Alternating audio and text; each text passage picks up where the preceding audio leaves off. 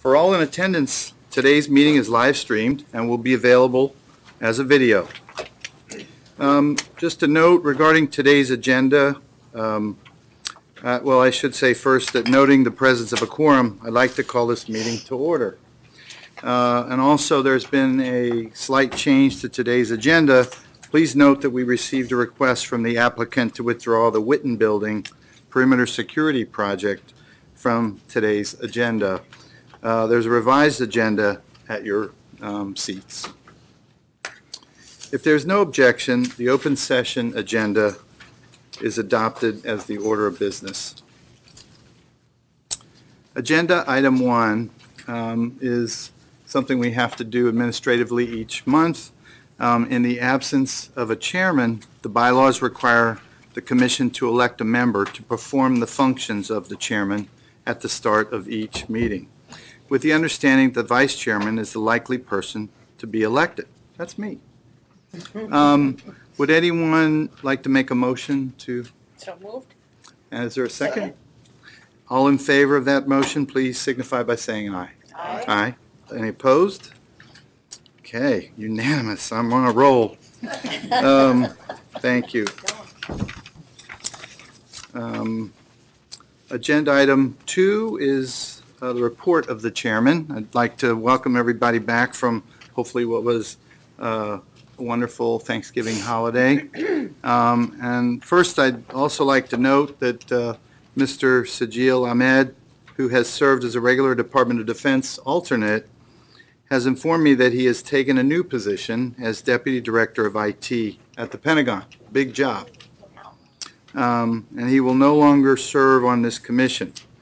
We send our congratulations and best wishes to Mr. Ahmed, and we look forward to working with the other DoD alternates. Good to see you, Mr.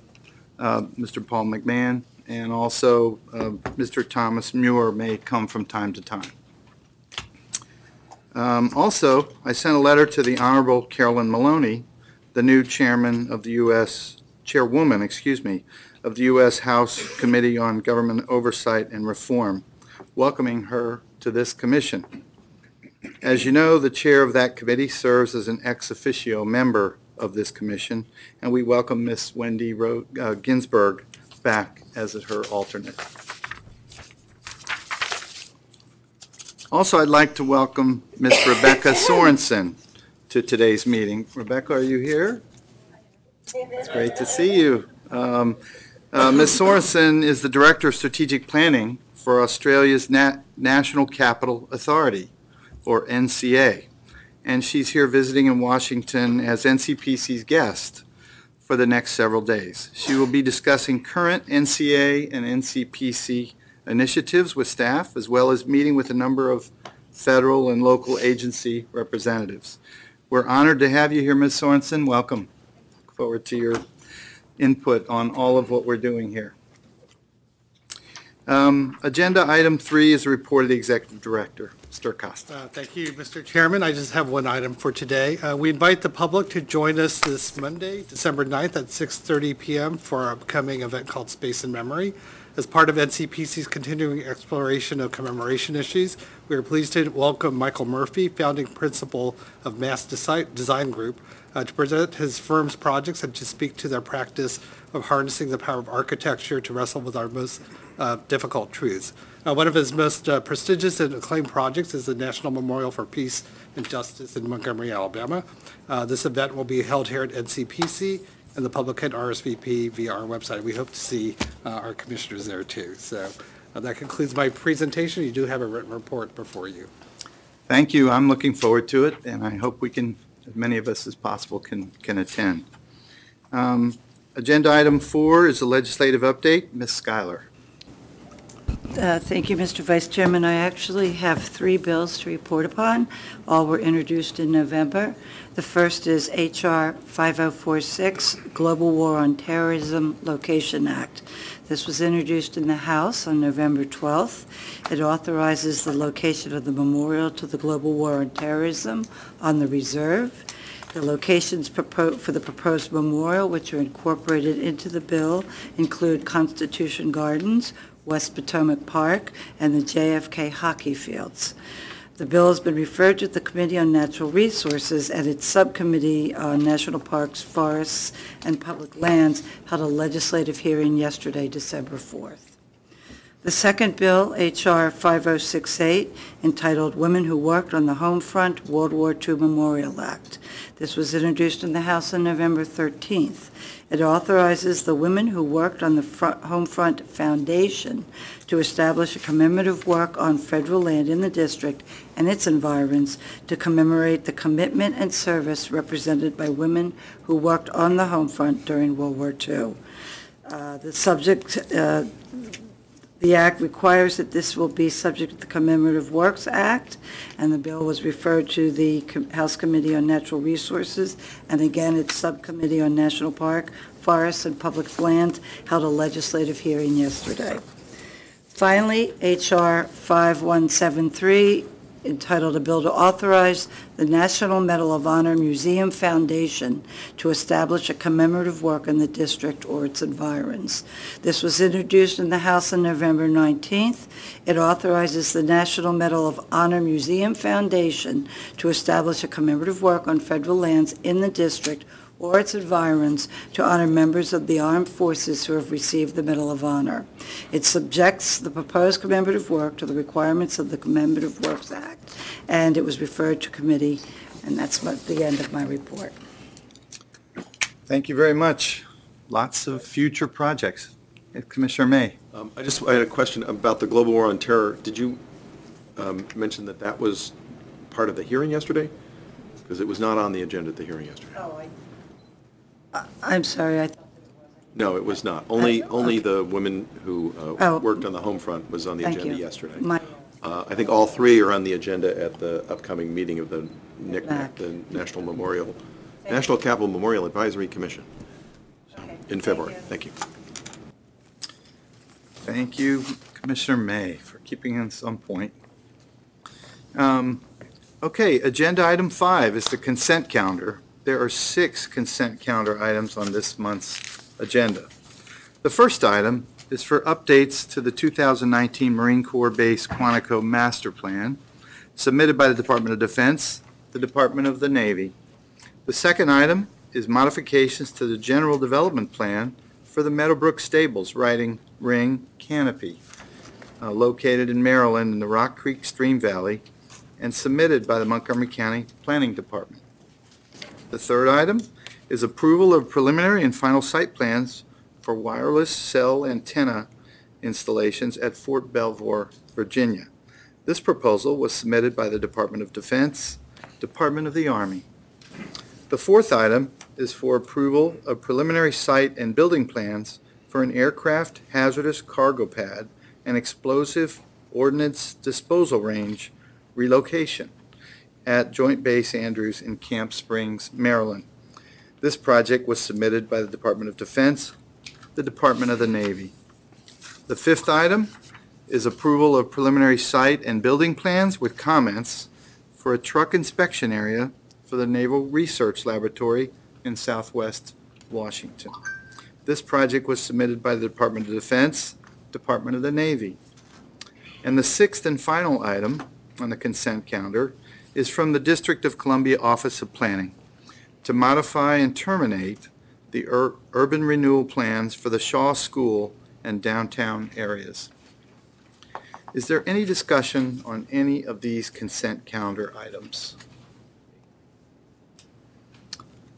I'd just like to say it's good to see that item number 6 being dealt with properly. Okay, so is there a motion to approve the consent calendar? It's been moved and seconded. Any further discussion? All those in favor, please signify by saying aye. Aye. Any opposed? Okay, thank you. We now turn to the action items portion of the agenda. We have a pretty robust agenda today, so let's get right to it. So agenda item 6A is to approve comments on the concept plans for the Federal Reserve Board building project. Commissioners had an opportunity to visit the site last month, and we appreciate the hospitality and the informative tour that we received while there. So Mr. Webb, take us through it, please. Thank you, Mr. Gallus. Good afternoon, Commissioners. The Board of Governors of the Federal Reserve System has submitted for your comments concept plans for a building project for their two buildings on Constitution Avenue Northwest, the Eccles Building and Frb East. For the Eccles Building, the Board proposes to renovate and expand the building, and for the Federal Reserve Board East Building, the Board is proposing to renovate and construct an addition on the north side of the building in an existing parking lot. As Chairman Gallus mentioned, last month the Commission received a tour of the buildings and learned of the Board's goals and programming needs. The applicant has also provided a model for the project, and it shows all three of their options and the current existing conditions as well. As this is a concept review, the focus of today's presentation and analysis is to receive the Commission's comments and feedback prior to the preparation of a more detailed preliminary submission. In this case, the focus of the review is understanding the appropriateness of the project for the site and context, understanding any particular unique or complex issues that need to be addressed. If more than one alternative or option, are there meaningful differences from NCPC's perspective, and identifying any stakeholders that may need to be further involved. As a reminder, both buildings are located on Constitution Avenue Northwest in downtown Washington across from the National Mall, with the Eccles Building at 2051 Constitution Avenue and the Frb East Building at 1951 Constitution Avenue. Directly north of the Eccles Building, here's the Eccles Building for our audience, and Frb East to its east. The Martin Building is directly north of the Eccles Building, and it's currently undergoing a rehabilitation. Similar to the other buildings on this stretch of Constitution Avenue, both Eccles and Frb East buildings have extensive front lawns on the south sides of the buildings, with historic ceremonial entrances across from the National Mall. Before we discuss the Board's concept options for the building project, I do want to provide you with a brief history of each building, starting with the Eccles Building. The Eccles Building was designed by Frenchman Paul Cray and constructed between 1935 and 1937 as the headquarters for the Federal Reserve Board. Cray characterized the new building as New Modernism, and subsequently by others the building has been described as stripped classicism. The result was a classically proportioned building with spare and austere ornamentation and detailing. Documentary evidence indicates that as Cray was designing the new building, he was instructed to consider an expansion to accommodate additional staff. Renderings produced by Cray's office showed that the 20th Street elevation, one as it was constructed and much as it exists today, and a second drawing with infills connecting the north and south wings. Recently, foundation plans and physical evidence was discovered that indicates piles and footings for these infill sections were installed at the time of the construction. The Eccles Building was listed in the DC Inventory of Historic Sites in 1964, the year of the inventory's establishment. Although not formally evaluated for listing in the National Register of Historic Places, the applicant and the consulting parties are treating the property as if it was eligible. The property contributes to the National Register eligible Northwest Rectangle Historic District, and while there have been regular modifications and renovations to the building over its 80-year history, many of the building systems are at the end of their useful life and the building no longer fully serves the Board's needs. The Frb East Building was constructed between 1931 and 1933 for the U.S. Public Health Service. It was designed by Jules Henri de Sabor. De Sabor also indicated on the original drawings that the plan allowed for enlarging the building to the north at a future date. However, this addition never occurred. Unlike the Eccles Building, this building is already listed in the National Register of Historic Places and the DC Inventory of Historic Sites, both in 2007. And like the Eccles Building, the Frb East Building contributes to the National Register eligible Northwest Rectangle Historic District.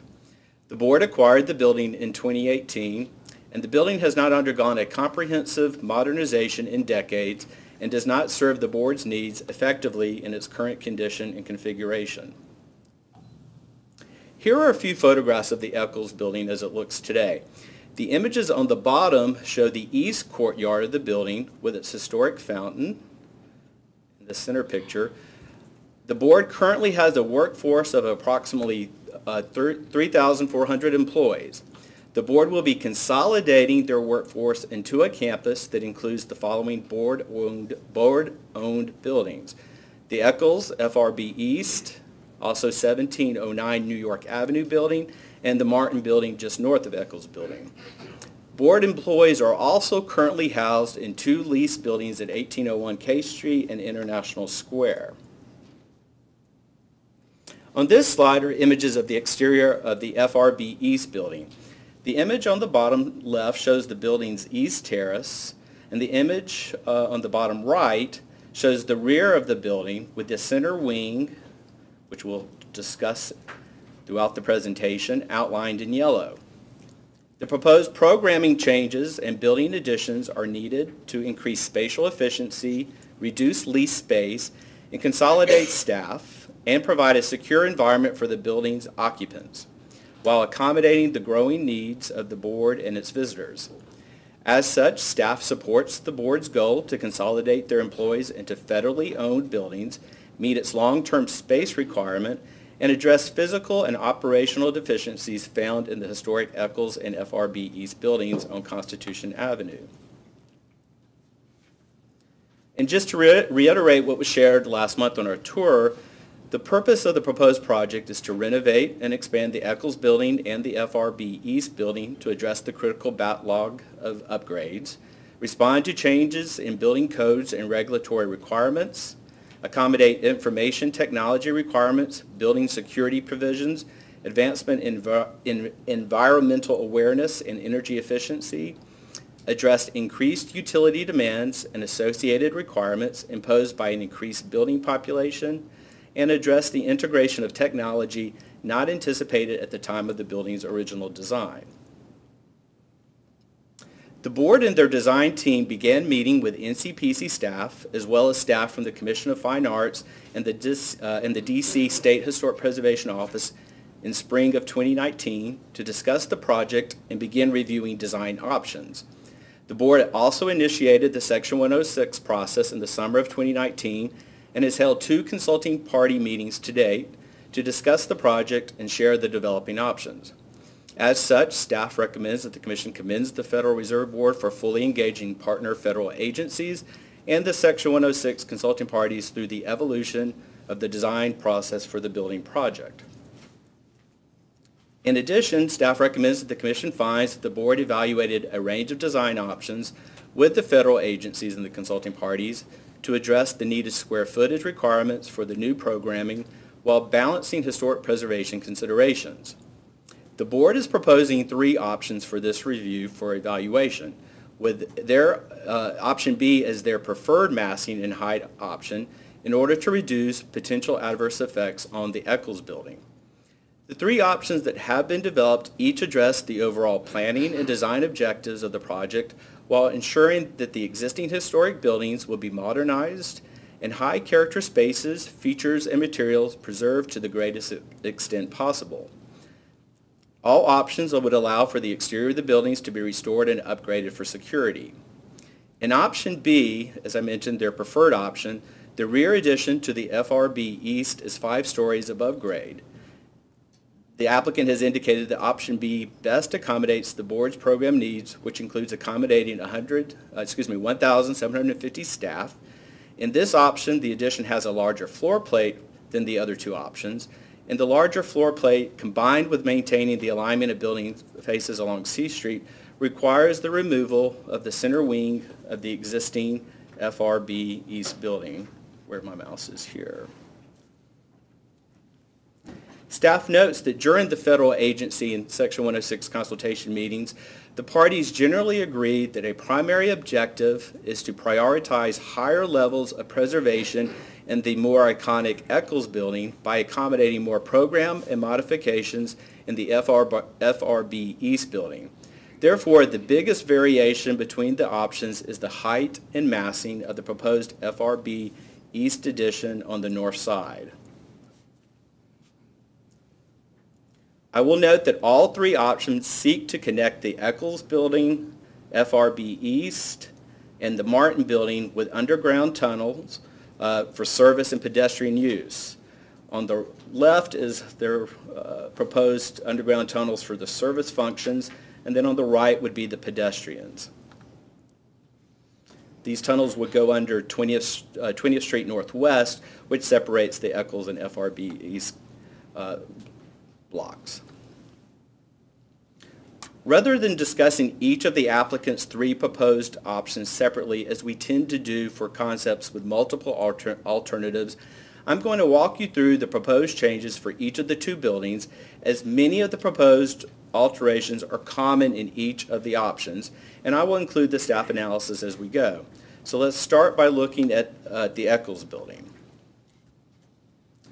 In terms of new massing proposed for the Eccles Building, all three options will construct a 5-story infill additions on the east and west sides of the buildings that will connect the existing north and south wings, as shown where the yellow arrows are indicating.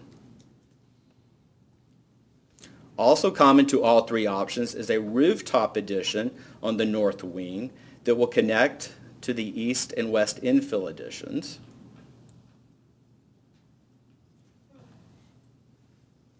During the agency and Section 106 meetings with the applicant, the existing courtyards on the east and west sides of the Eccles Building were noted to be historic, character-defining features of the building, and while noting that there would need to be a balance of accommodating the new east and west additions while retaining some of the historic courtyard's configuration and elements such as the historic fountains.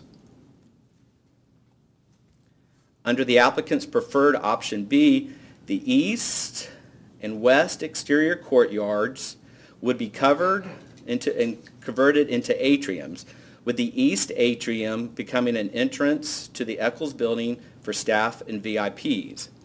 The existing governor's underground parking in the Eccles Building will be converted into program space. Under options A and C, only the east courtyard of the Eccles Building will be converted into an atrium. The west courtyard will remain open to vehicles coming and going into the secure governor's parking garage, and the courtyard will remain open. The vehicular ramp on the west side of the building in this location will be maintained, and a new wedge barrier, security booth, and paths on both of the north and south sides of the ramp will be installed. In responding to agency and consulting party comments, the applicant has attempted to balance the trade-off of locating the east and west additions in the courtyard areas by designing the additions on the Eccles Building to be set back from the existing historic north and south wings, allowing for the additions to be perceived as compatible and non-historic. This approach would also allow for the possibility that the existing courtyard walls could be retained or integrated into the project. During the agency and consulting party discussions, there was concern voiced that the size and height of the new penthouse additions on the south side of the Eccles Building, and again, the south side is right across from the National Mall, could have adverse effects on views towards the building from Constitution Avenue and the mall. As such, staff recommends that the applicant continue to explore ways to remove the penthouse additions on the south side of the Eccles Building to minimize impacts to the historic views towards the building. Now let's look at how each of the three options impacts the FRB East Building. Here's a photograph of the rear of the FRB East Building as it looks today, with the center wing outlined in yellow. And remember, there is a parking lot that backs into this area that's kind of obscured by where this picture was taken.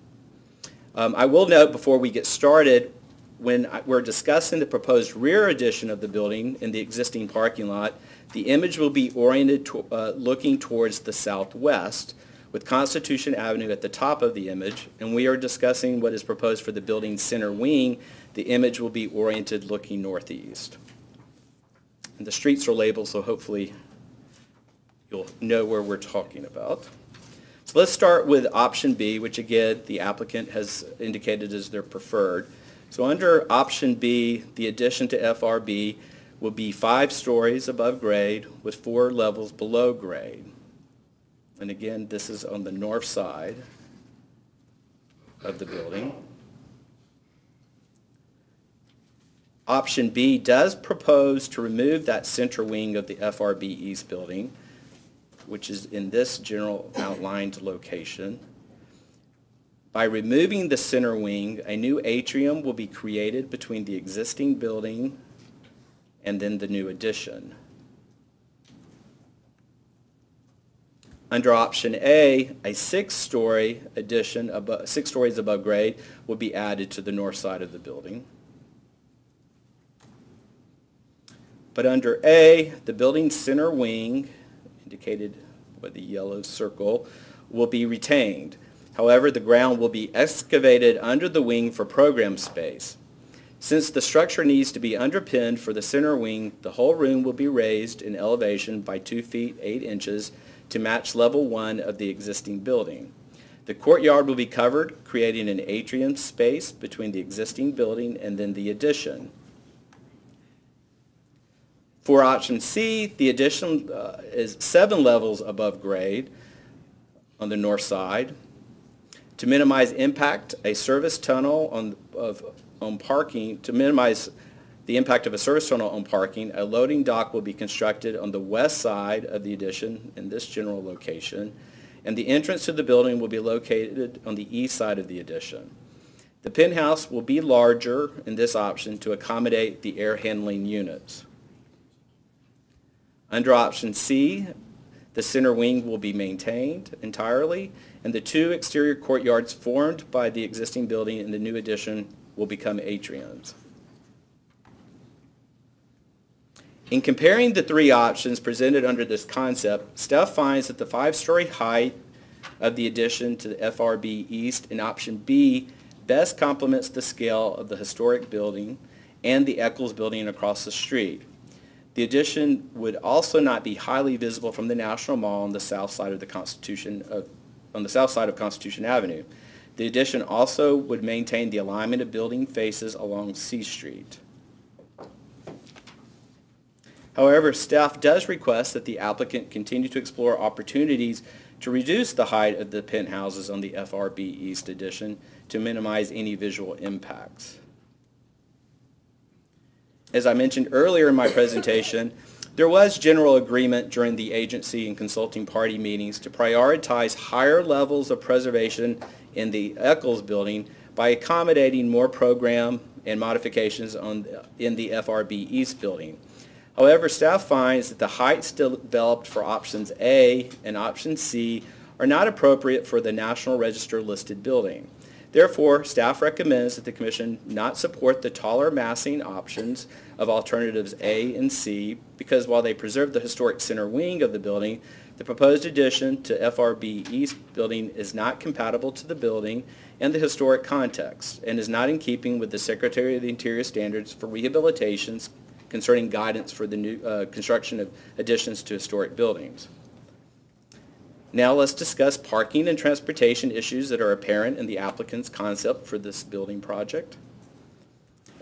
Staff notes that regardless of the option selected, the project is located in an area of the district with a 1:5 parking ratio under NCPC's current parking guidance, which will be determined based upon the proposed campus population. In addition, this submission does not provide the number of expected board employees for the entire campus, which we consider the Eccles, Martin, and FRB East buildings, nor does it include the number of parking spaces at the Martin and Eccles buildings. Therefore, the proposed parking ratio is unknown for this review. In addition, staff notes that options reflect a range in total parking. So under this concept review, the applicant's 3 options all include new underground parking in varying locations and with a varying number of parking spaces. Under option A, it proposes a 4-level underground parking garage below the south lawn of the FRB East building, but with no extension under 20th Street. This parking garage would have 243 new parking spaces. The existing parking garage at the Eccles Building would remain and would be accessed through the west courtyard from 21st Street. But in order to accommodate the ramps in and out of this garage, the entire length of the historic terraces on the east and west sides of the Frb East Building would be demolished. The applicant has indicated that historic materials will be carefully removed and cataloged, and the terraces will be rebuilt above the ramps. Option B proposes a new underground parking garage below the south lawn of the Frb East Building and extending underneath 20th Street Northwest, with this garage accommodating 577 parking spaces. But it would eliminate the existing governor's parking garage at the Eccles Building, and the existing curb cut would be closed on 21st Street going into the courtyard. Option C proposes a new underground parking garage of 4 levels that would be directly below the new rear addition of the Frb East Building, instead of in the South Lawn area or along 20th Street. But this parking garage would have 194 parking spaces. The existing parking garage for the Board of Governors at the Eccles Building would remain and would be accessed through the west courtyard off of 21st Street. In terms of parking issues, staff finds that the amount and location of parking will have an impact on the overall design of the Frb East Building addition and possibly the additions to the Eccles Building, as well as impact the function of the transportation network. Staff recommends that the Commission supports the least amount of parking as possible given the campus's access to Farragut West and Foggy Bottom metro stations, as well as other modes of transportation in downtown Washington, D.C. Staff also recommends the Commission requests that the Board, the applicant, consider options that minimize parking in consideration of NCPC's parking guidance, potential impacts to the transportation network, and possible effects on the building's landscapes. Also, staff recommends that the Commission request that the Board submit a thorough transportation management plan as part of the environmental assessment and include the number of expected Federal Reserve Board employees anticipated to be housed in Eccles, Frb East, and the Martin buildings, a summary of employee means of commuting, and location of employee commutes. The applicant has begun evaluating opportunities to improve the landscape conditions of both buildings, as well as looking at site security needs.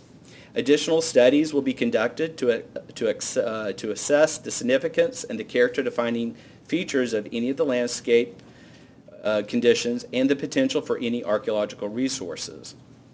Therefore, staff recommends that the Commission supports the applicant's intent as they've expressed in this application to preserve heritage trees and other landscape features in the front lawns of both the Eccles Building and the Frb East Building, and supports the applicant's intent to provide universal accessibility to both the Eccles and Frb East buildings from Constitution Avenue. Staff expects the Board to work on other components of the project as the concept evolves and is more fully developed. As such, staff recommends that the Commission request the following additional information from the applicant for the next submission for the Commission's review, including elevations and renderings showing the exterior design treatments for both the Eccles and Frb East building additions, additional massing options for the Eccles buildings related to the penthouse additions, particularly on the south side, landscaping for both buildings, site lighting, signage and wayfinding, perimeter security, tree removal and replacement locations, and more information about public accessibility on the site, especially the lawns and open space fronting Constitution Avenue. The Section 106 consultation process is ongoing, with a full evaluation of potential adverse effects still to be determined. As such, staff also recommends that the Commission notes that a Section 106 memorandum of agreement will be executed to address agreed upon mitigation measures commensurate with adverse effects resulting from the project. Staff also notes that the Board is preparing an environmental assessment which will be released prior to submission for preliminary review in 2020. I've covered the rest of the recommendations in my presentation, so I will conclude my part. I would like to introduce Jeff Foltz, representing the Federal Reserve Board, who who would like to say a few words. With Jeff is also Rod Hinderer and Tom Jester with Fortis Design Team to help answer any questions about the design. Thank you. Welcome, Mr. Foltz. Thank you. Vice Chairman Gallus, Commission members, on behalf of the Federal Reserve Board, thank you for allowing us to present this afternoon. We appreciate the cooperation and assistance of your staff in helping us refine these plans for our renovation and expansion efforts. We also hope that the site visit last month was informative and beneficial to your review of our project. As Lee mentioned, this project is critical to the board as we implement our long-range space plan, which includes locating the majority of board employees within close proximity of each other, markedly improving the opportunities for collaboration and communication among our staff and divisions. It also reduces or eliminates our leased space, demonstrating the board's commitment to being fiscally responsible. Although the Eccles Building has been well preserved over the years, we require a comprehensive renovation and expansion of both the Eccles Building and the 1951 building as part of this long-range plan. As part of this plan, the Federal Reserve Board will provide new state-of-the-art technology for the building's entire infrastructure. We'll create a sustainable infrastructure for future flexibility and improved efficiency that accommodates the growing needs of the board. It will retain the historically significant features while modernizing these buildings and incorporate enhanced amenities including activated atriums, fitness options, and conference space. With that, we're here to respond to any comments or questions that you might have. Thank you. Well, thank you, Mr. Webb and Mr. Foltz. This is a lot of content here, so we appreciate the thoroughness of the presentation.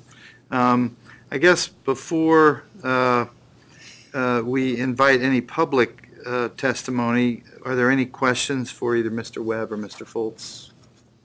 Commissioner Trueblood.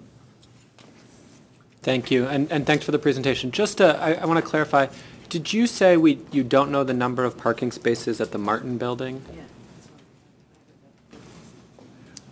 Yes. We do, and so part of it is when we've had consultations with the staff, part of it was we know what's capable of being accommodated, which is slightly less. Again, it's an evolving number as we work on some of the refinements as the design develops than what Lee had in this presentation because it has evolved and come down some. But we currently have two garages when Martin comes back online. We have the north garage of Martin, and we also have what they call Martin South Garage. And we have when that project completes, we'll have 370 parking spaces in that parking garage. There's additional parking spaces, but they are utilized by the Department of Interior. And that's part of a memorandum of agreement that we have with Interior for that north garage.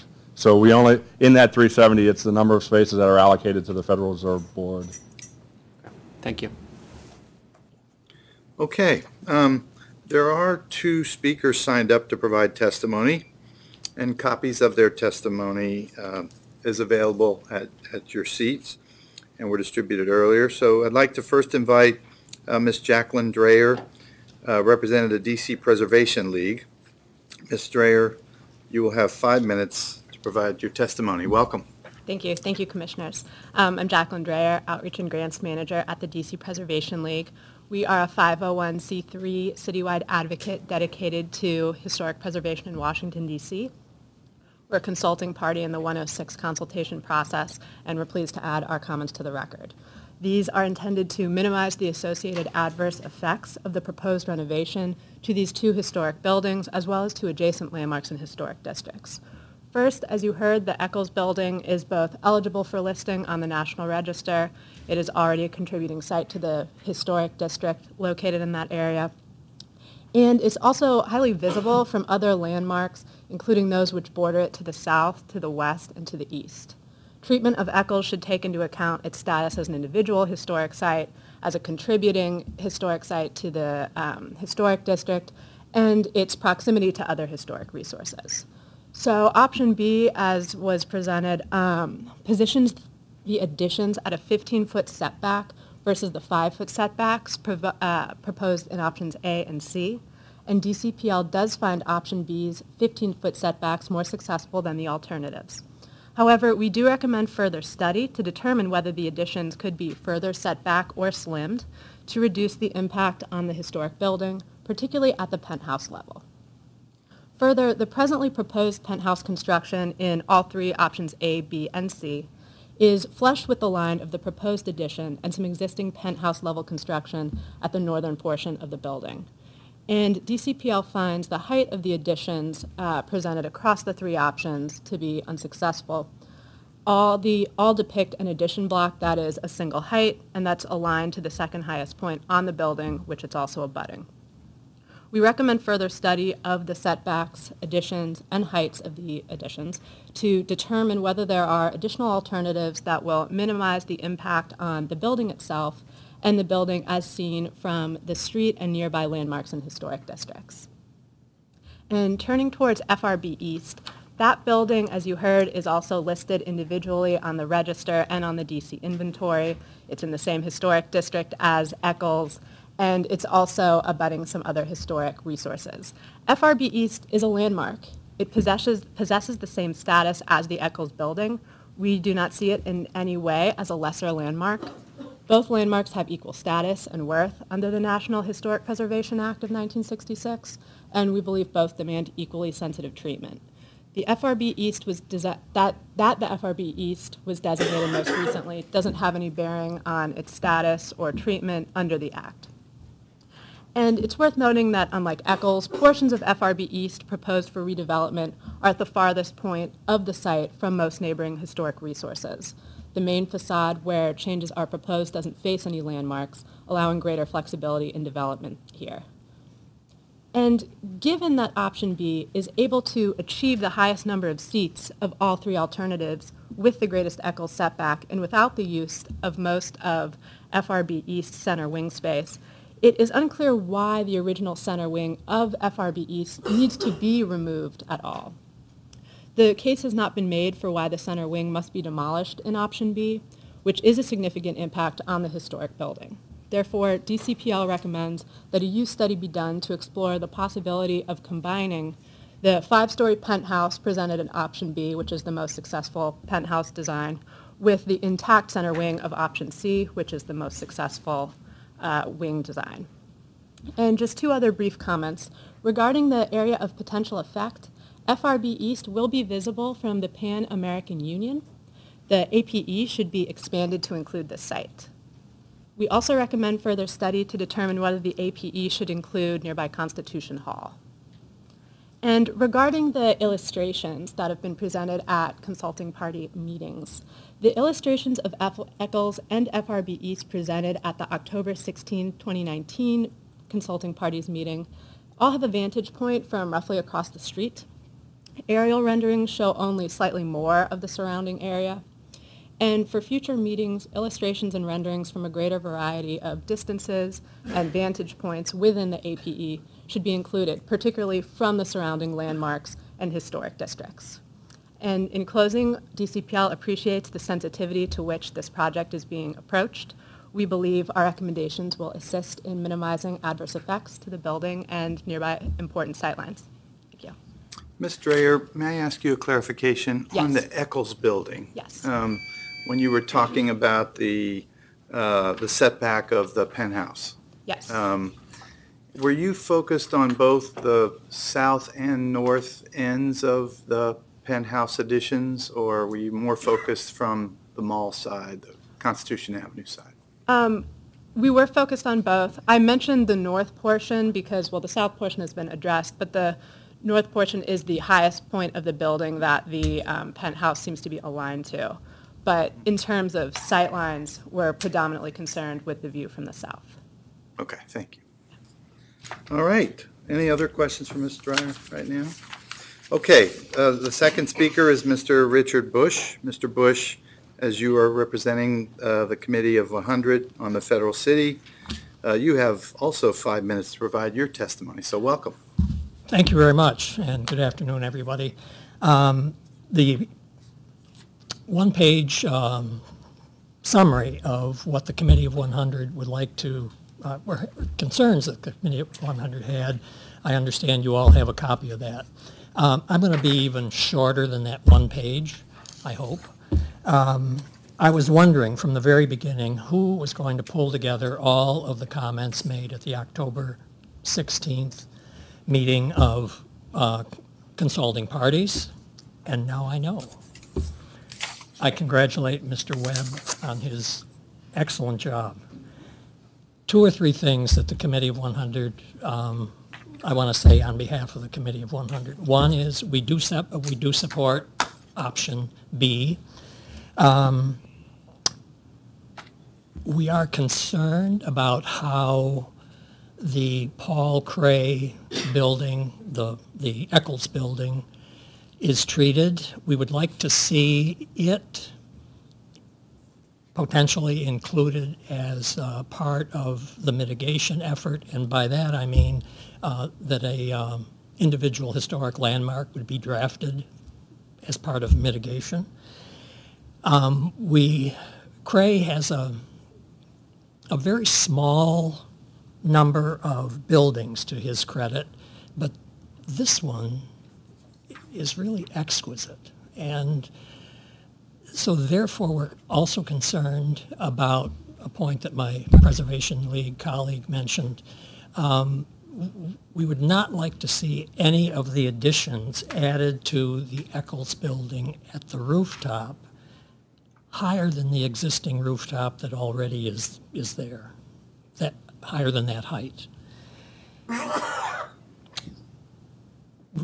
Excuse me, we were very pleased to see that there were several comments about archaeology associated with both points, and so I'm sure that'll be included in the MOA when that actually comes forward.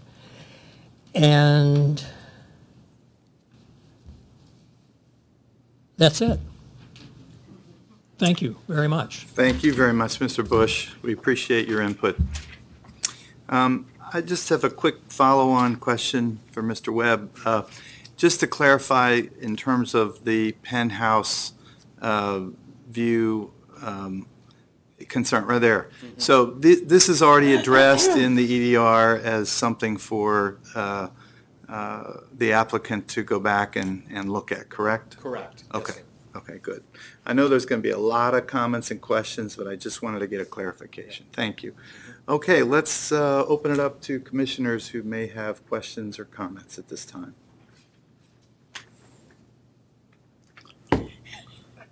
Who wants to be first? Go ahead. Somebody has to jump in. So I first want to say thank you for, I missed the tour with the commission at the last minute, and the Fed team generously took my office for a tour yesterday. And so we got to see it all dolled up for Christmas, and it is really something. I'd never been in before, and wow. It is exquisite. What a gorgeous building. So, having said all these nice things, here we go. No, I don't really, I think at this point,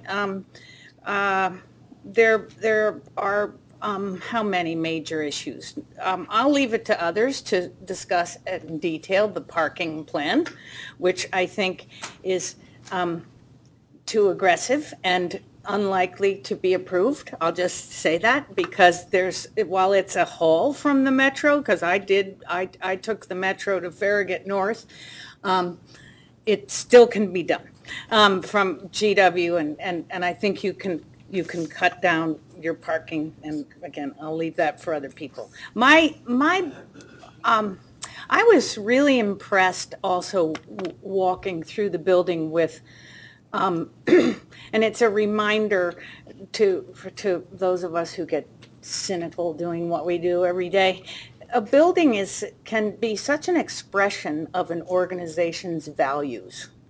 And the Fed reeks of concern and care for its properties. And that was really a lovely thing to see. It's clearly in capable and caring hands. And it's also very clear in what I heard that there must be a doctor in the bunch because it's first do no harm. And that's very good. Now, then we have to, we'll probably disagree about what harm means, right? That'll be the meat of this discussion, because we assume good intent, and that's a real treat, because that's not always true. And you've got an A+ asset. So now what? Okay. The combination of the 3 buildings is going to create a lovely campus for you. The question is how to maximize your space without doing harm. And I can't help but feel that the approach to Eccles, and you've heard this from everyone, so it's nothing new, feels aggressive. And I probably disagree with DCPL a little bit, given the array of choices that are in front of you. It seems to me that we used to call it SIB, the South Interior Building, when GSA owned it. I think it rightfully or rightly should do the heavy lift in terms of creating the space that the program demands. And then I think I assumed that the 7th floor addition, I think that was C, was a straw man, because that's nuts to even think about it. But I can't say that that the auditorium inside of the center wing of 1951 or SIB or whatever we're calling this building now, I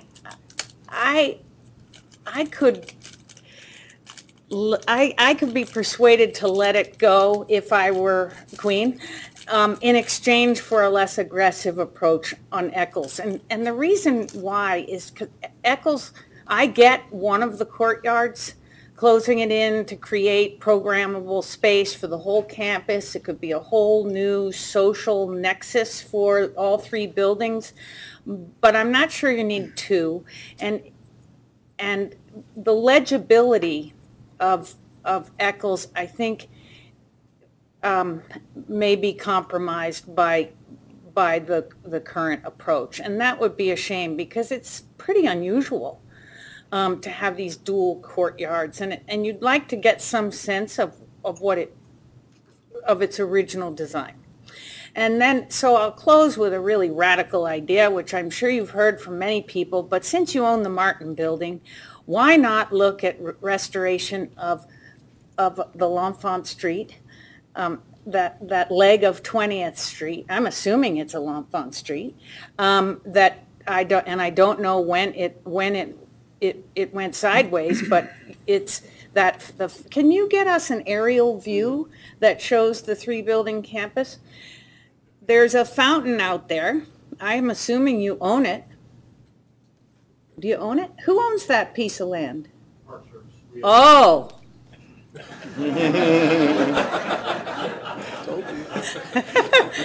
Well, okay, Park Service. You guys are the Secretary of Interior Standards people. If you think about, I'm really actually pretty serious, even though it's never going to happen. Just let me hold forth for a second. Because if you think about the restoration of 20th Street, and if you think about South Interior doing a heavy lift, the back, and you're creating, getting rid of the nasty parking lot, you're not going to have an ideal setting for what will be we assume, its beautiful new north elevation. And if you were to restore 20th Street, you would really be getting somewhere and creating a campus that could be identified as the Fed, if only the Park Service would get out of the way. Oh, boy. And I'll conclude with that. Let me just say, we're not in the way. It's technically our land. Yeah. It is completely operated by the Federal Reserve Board. When did 20th Street I don't know Get exactly the what it kink. went. I don't know. I don't know what it was. I mean, we must know that somewhere, but I don't. Sophie, do you remember when 20th Street went away? No. Okay. Don't know. Okay, I'm It's a going to nice- bring this back to the agenda. Right. Thank you. What Thank is you. the part of the I agenda? do want to go home sometime before Christmas. I'm finished. Okay. But thank you. No. Actually, as a follow-up in terms of just one comment, I'll have more later, but I do think that your comment, Commissioner Wright, about the Eccles Building, and the courtyards.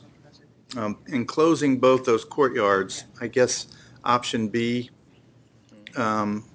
seems, I'd like to hear more about why both would need to be closed. I mean, we were in the eastern one, which of course, if I had to choose, that would be the one to close in for the same reasons Commissioner Wright already said. The connection across 20th Street and to its other brother-sister kind of family there. But the space in the courtyard that we stood in, even though it is kind of a workhorse at the moment for, delivery and,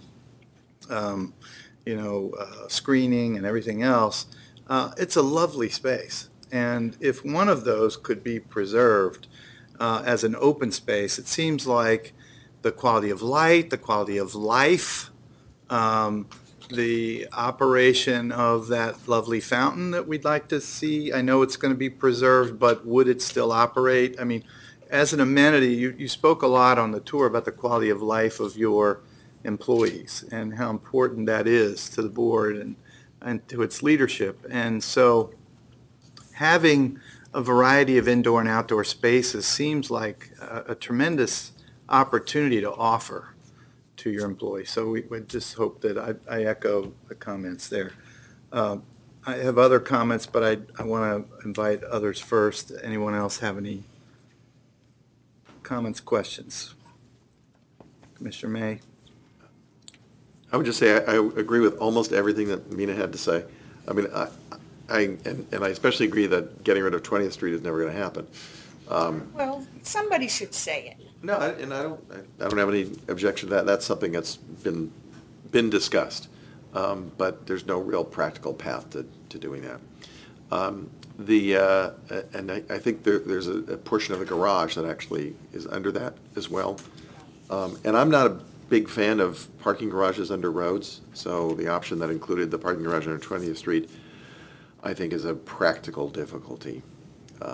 It's just not a really great idea to have public roads with garages underneath. I would also, but the real area where I disagree is that I am not in the same camp when it comes to enclosing the courtyards, because I think that it's really a matter of how it is done rather than whether it is done to both of those. And I think that there's a way to do this that it actually, could open the door to a greater understanding and appreciation of the building and its history, if it is done properly. So I think that it's one of those, devil in the details things, as opposed to leave one open and close one. I mean, didn't that happen to your building? GSA main building? You have one enclosed? Quasimodo of the West End. Yeah. I mean, this would be a little different because they're opposite ends. Maybe, but that didn't develop your appreciation of partially enclosing courtyard. Well, I'll leave it alone. yeah, leave it alone. We're not supposed to bicker in public. Okay. Anyway, no, but I just think that it really is a matter of how it's designed, so. No, I'll grant you that. I mean, it can be, you said the devil's in the details. The devil's in the design. It could be done. I mean, if massing diagrams are difficult, to see them as transparent and light and that, yes, it could be done. I think the thing that is distracting is from that notion of it being done successfully is the notch in the protrusion into the courtyard. That makes it difficult to conceive of a transparent, light and airy thing, for example, like is on the GSA building, which allows you to read the original.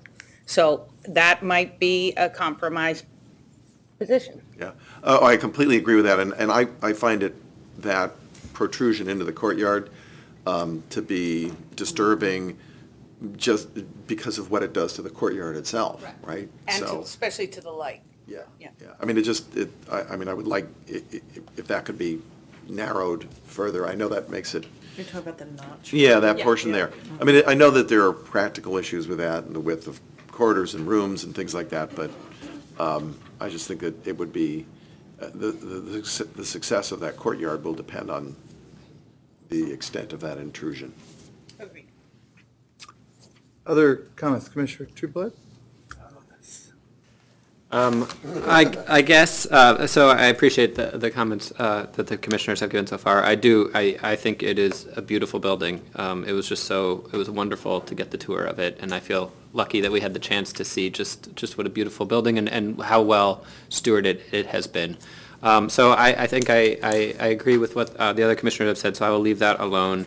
But I guess I will pick up on the parking issue. Because I just, actually the biggest, well, I'll say there are two concerns I have. One is there's a lot of unknowns. The three bullets here just seem like big question marks.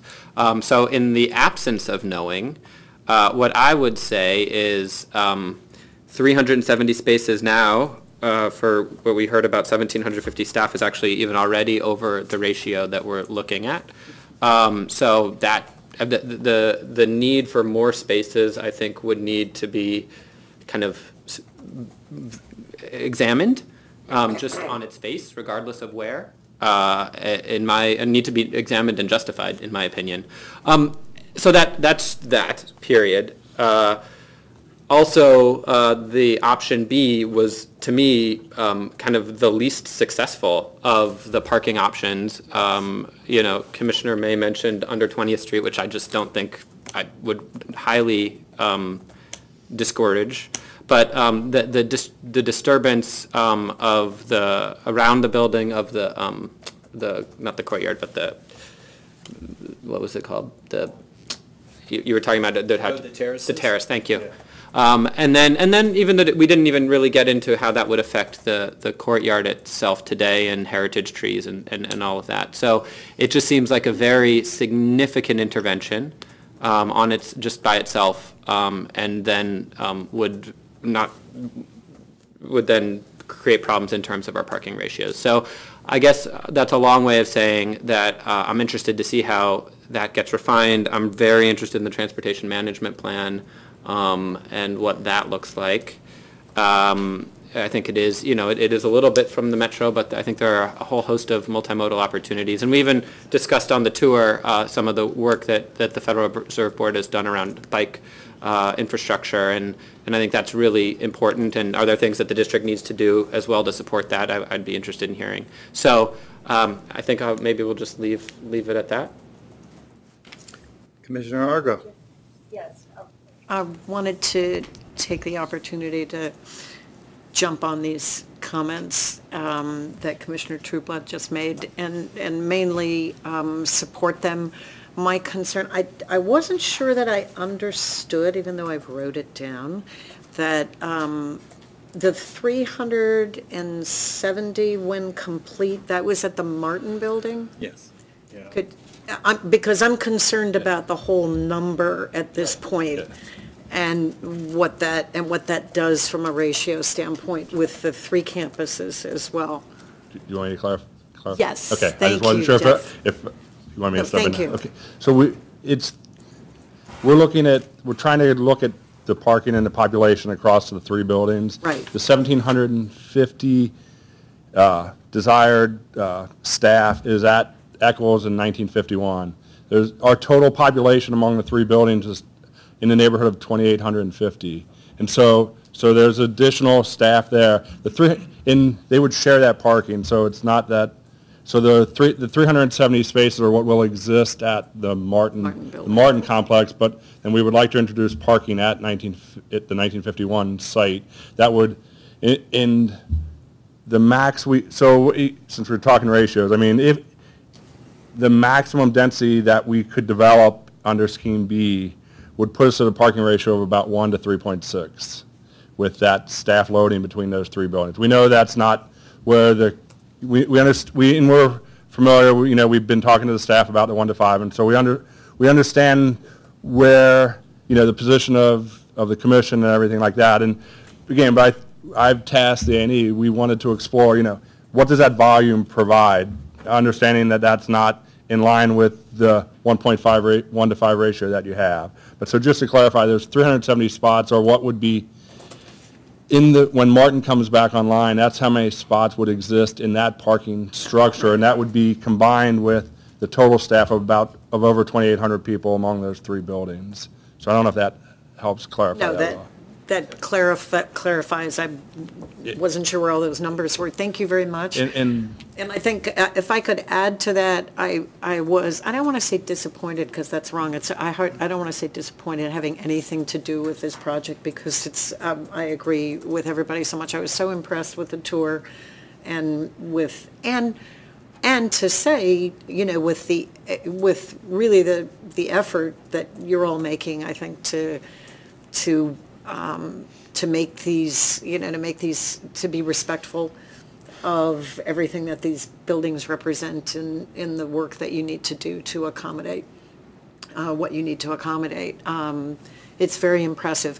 I was a little surprised that there wasn't more any discussion at all about what you mentioned just briefly about making sure that we're providing for alternative transportation in the way that we can in the building's design in terms of biking, scooter stuff, you know, all the things that you could build into the design so that it supports the rationale for keeping the ratio where we feel it needs to be for parking. Those were my primary comments. Thank you. Okay, any others? I have a couple of little ones. I was curious about the preservation of the entry walls and gates of Eccles. It says on the chart that they will be preserved, and just wondering what that means in these kind of notions. Is there an idea yet? Sure. There was a comment earlier about the setback of the facades for these infill additions, and since we actually made our submission, the distance has been actually changed to about 18 feet back, so it's a little bit more than the 15 that was referenced, in part to allow those return walls or return elevations to read properly, but also to create enough distance between the faces of those garden walls and the face of the facade. The current condition on the east side, if you remember where the entry security pavilion is located, they cut an opening through the stone wall there. One of the options that we've looked at is kind of mirroring that and doing the same kind of an opening on the other side, so it's kind of a symmetrical condition with some shallow steps coming down to create a little entry forecourt before you enter the building. Mm-hmm. On the west side, that could just be preserved. Even the gate could be preserved depending on what the condition is. Another option is we have looked at its potential of lowering or widening those walls to create a more gracious entry at that condition on the east side. So it's up for discussion, but we recognize it's an important element, and I think we want to at least preserve the west one and then some notion of what was there historically on the east side. Yeah, I encourage you to do so. Thank you. One other question really about FRB East. I found it curious that we're taking away these guard booths from Eccles, and we're putting them in at FRB East, and I just wonder, what are they? In the courtyards of the building, in the front on Constitution Avenue side, where apparently there are guard booths in the front that are being removed, is what I read, and adding those at FRB East. Did I imagine something? So I think it's because we have some guard booths at the entrance to those courtyards right now because they are vehicular entrances. I think in the end, what we would try to do is appropriately locate a guard booth so that you had the visibility of both the Constitution Avenue side as well as the east or west side of 20th or 21st Street. So we have guard booths that would be removed at the vehicular entrance of that west courtyard because our goal would be to not have vehicular traffic there, and it would be basically an egress only for staff that wouldn't require that same position. But we do need some sort of a guard booth to allow the visibility of both the 20 and 21st Street as well as Constitution Avenue and C Streets on the site. And presumably they'll be designed in concert with The landscape the plan. addition and the plan so that they're not appendages but Yes, sir. feel like they belong. Yeah, sir. that's great. Yes, Commissioner Argo. I have one other thing that I wanted to add. I wanted to support the request of Ms. Dreyer, is that it, from the Preservation League, who had asked for some additional view sheds to be provided, not just the ones that were provided from, I think that was in her testimony, to make sure, and various vantage points from exceptionally significant sites like the National Mall Historic District. I mean, the specific, I can't remember the specific thing that she requested from the Pan Am Building, not the Pan Am Building, but whatever that one was. I think it would be useful to see what some of those other vantage points were, especially with regard to the proposed penthouse construction. Thank you. Okay, and is there anyone who might be in favor of considering Ms. Dreyer's other suggestion that some hybrid of option B and C be studied to, she said the case has not been made to eliminate the center wing. I think once it's enclosed, it's less offensive personally, but I heard her and wondering if others feel that should be continued to be studied as well. No. I've spent a fair amount of time in the center wing of that building at meetings and such when it was DOI South, and I don't think that it's a real tragedy to lose that, particularly if it allows greater flexibility with the rest of the program, accommodating the rest of the program. So, but I also think, excuse me, think that since the Section 106 process is ongoing, this will get fleshed out in that arena, and it may well get studied further anyway. Okay. Any other? Agreed. Okay. Well, we appreciate all the tremendous work and care and attention that's been devoted to this so far. We know that this is at the very beginning, and we look forward to seeing your evolution as you come back. So I'd like to ask if there's a motion to approve the comments on the concept plans. It's been moved by Commissioner White. Any second? Second. All in favor of approving the comments, please signify by saying aye. Aye. Opposed? Okay, thank you very much. All right, we're rolling along like glue. We're rolling. Okay, long day today. Next is agenda item 6B, to approve amendments to the Pennsylvania Avenue Plan and concept site and building plans for the proposed Johns Hopkins campus at the building site currently occupied by the Newseum, another very important and prominent site. And Ms. Risley is going to walk us through the presentation. Thank you. Good afternoon, members of the Commission. The General Services Administration, on behalf of Johns Hopkins University, has submitted concept site development plans for 555 Pennsylvania Avenue and a proposed amendment to the Pennsylvania Avenue Plan for your review today. The site is currently home to the Newseum. Unfortunately, after 11 years, the museum will be moving from its current location after it closes at the end of the month. The site's bounded by 6th Street on the west, C Street on the north, Pennsylvania Avenue on the south, and the Canadian Embassy to the east.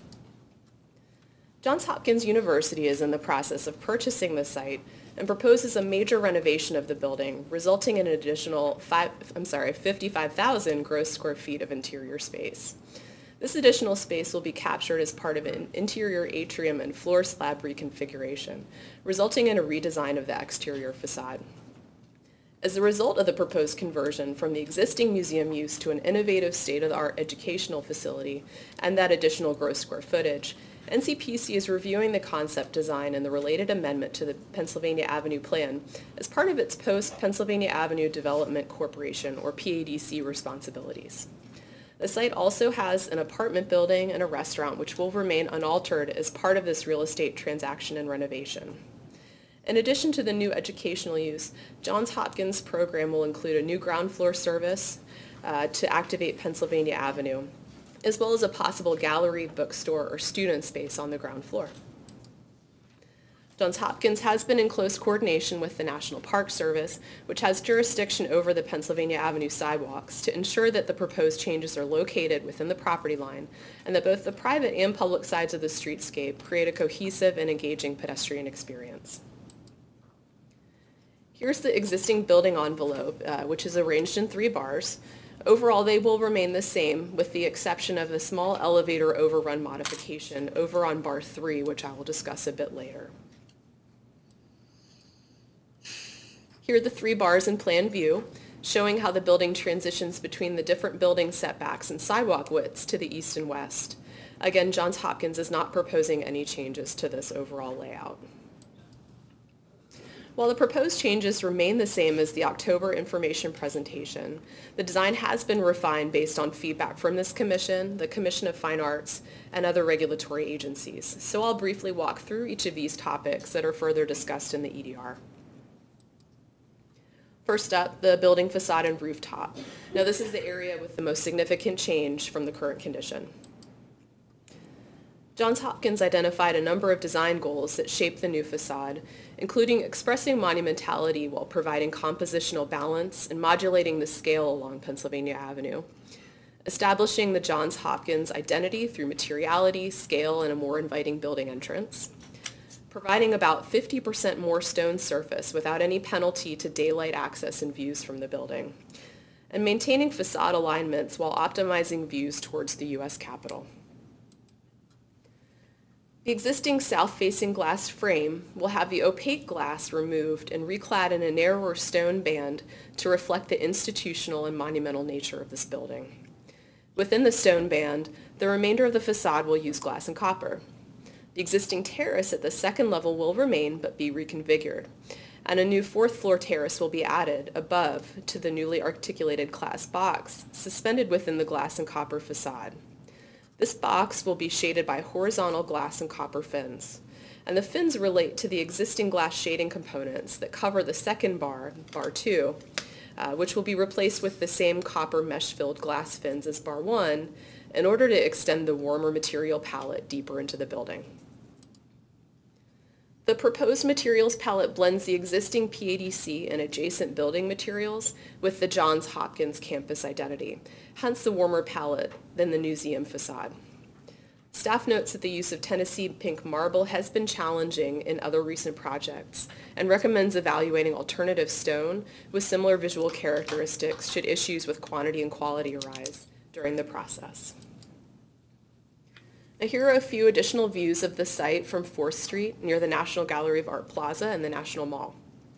Overall, staff is supportive of the conceptual building facade redesign and appreciates the applicant's approach to retain the existing building volumes established by the existing plan and square guidelines.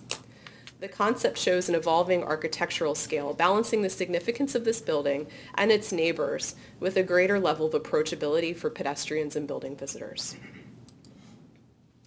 Here's another view showing the relationship between the Canadian Embassy and the new building facade.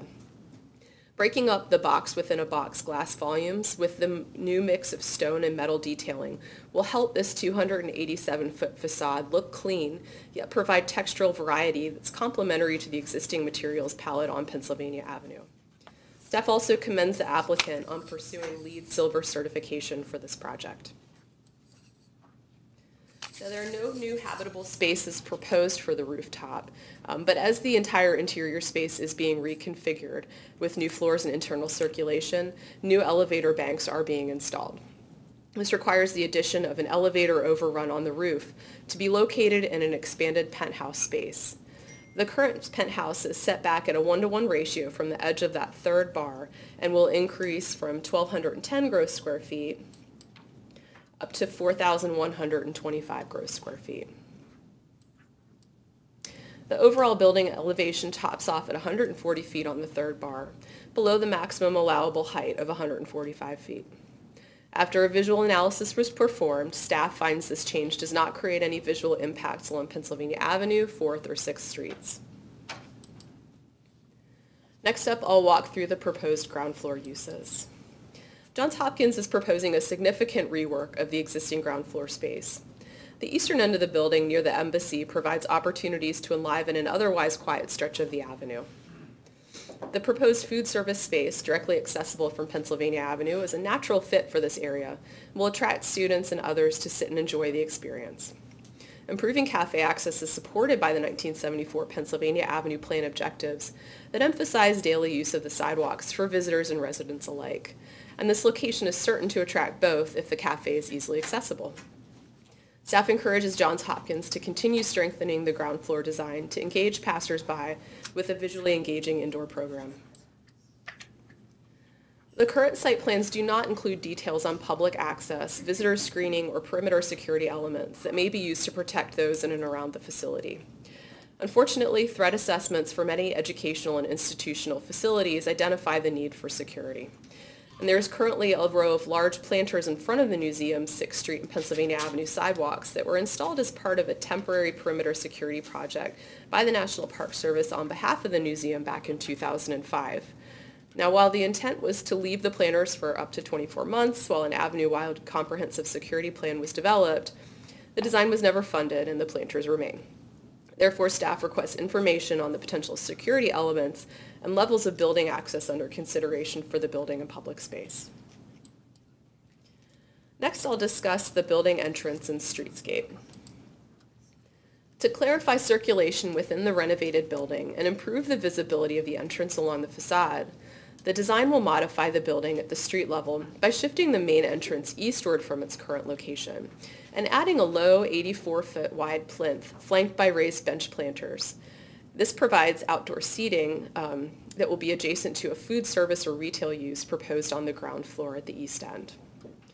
Moving the building entrance east provides an opportunity at the western corner, the current entrance the current location of the entrance, to engage passersby with an inviting space showcasing the work of Johns Hopkins. This will create an overall cohesive ground floor experience. And staff finds that the new entrance and plinth create a hospitable transition between indoor uses and outside activity. Here are some more detailed renderings of the entry vestibule and the west end ground floor space. The dashed red lines identify a modification to the curtain wall and curb height of the building, raised 1 to 2 feet to help protect against a 100-year flood. Demountable flood barriers would be used at the vestibule entrance to protect interior space. The west end of the building, shown on the left, will now match the eastern end's existing curb height, shown here on the right. Overall, the proposed pedestrian experience is a significant improvement from the current condition. This rendering shows the new east end outdoor cafe space and storefront and the transition up to the new building entrance. Features like this support an increase in daily activity, which is an important goal for the Pennsylvania Avenue Initiative, a collaborative interagency group working to enhance the Avenue's overall experience. Additional information regarding public programming of the theater, use of the facade for special event projections, or other ways Johns Hopkins intends to add a dynamic character to the building and engage the public through daytime, evening, and weekend events will help NCPC analyze how the building will transition from the Newseum into an educational institution. Through implementation of their 1974 Pennsylvania Avenue Plan, the PADC established a cohesive streetscape design for Pennsylvania Avenue between 3rd and 15th Streets. While a discussion is currently underway to determine if a new design may enhance the iconic experience, functionality, and aesthetics of the street, the current materials palette and structure must remain intact. Therefore, staff requests future renderings include the complete PADC streetscape palette and street trees, and that PADC streetscape materials are stockpiled and reinstalled at the end of construction.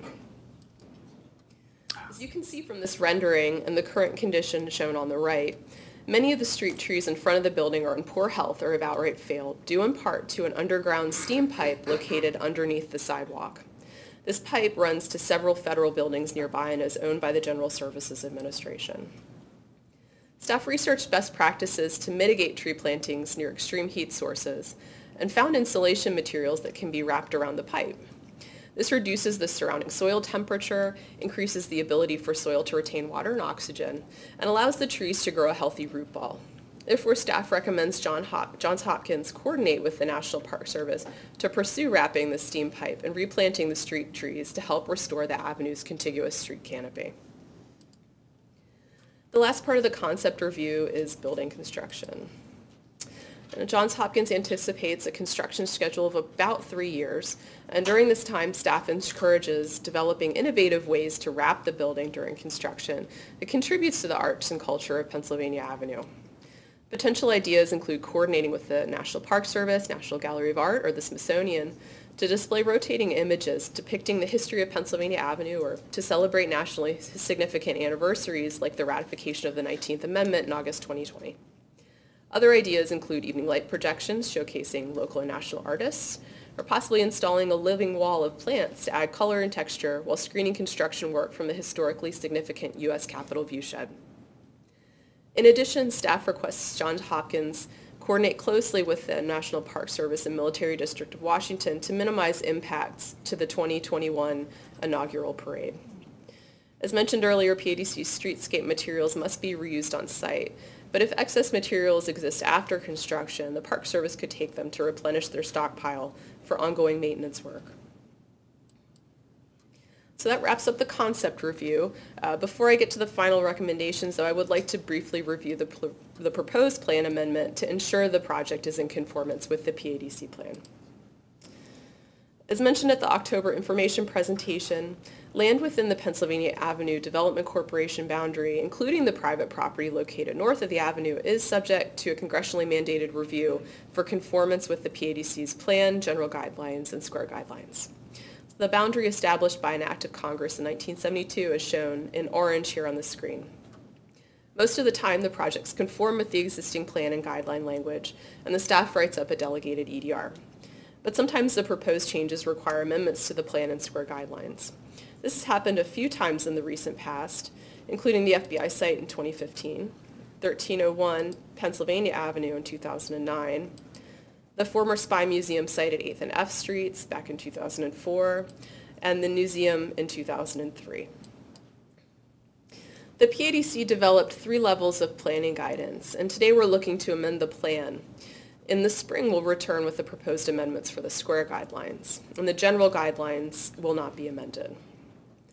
The PADC plan provides guidance on how to redevelop and maintain land within the PADC boundary. The first part of the plan includes area-wide planning principles covering a variety of topics like land use, transportation, and the streetscape.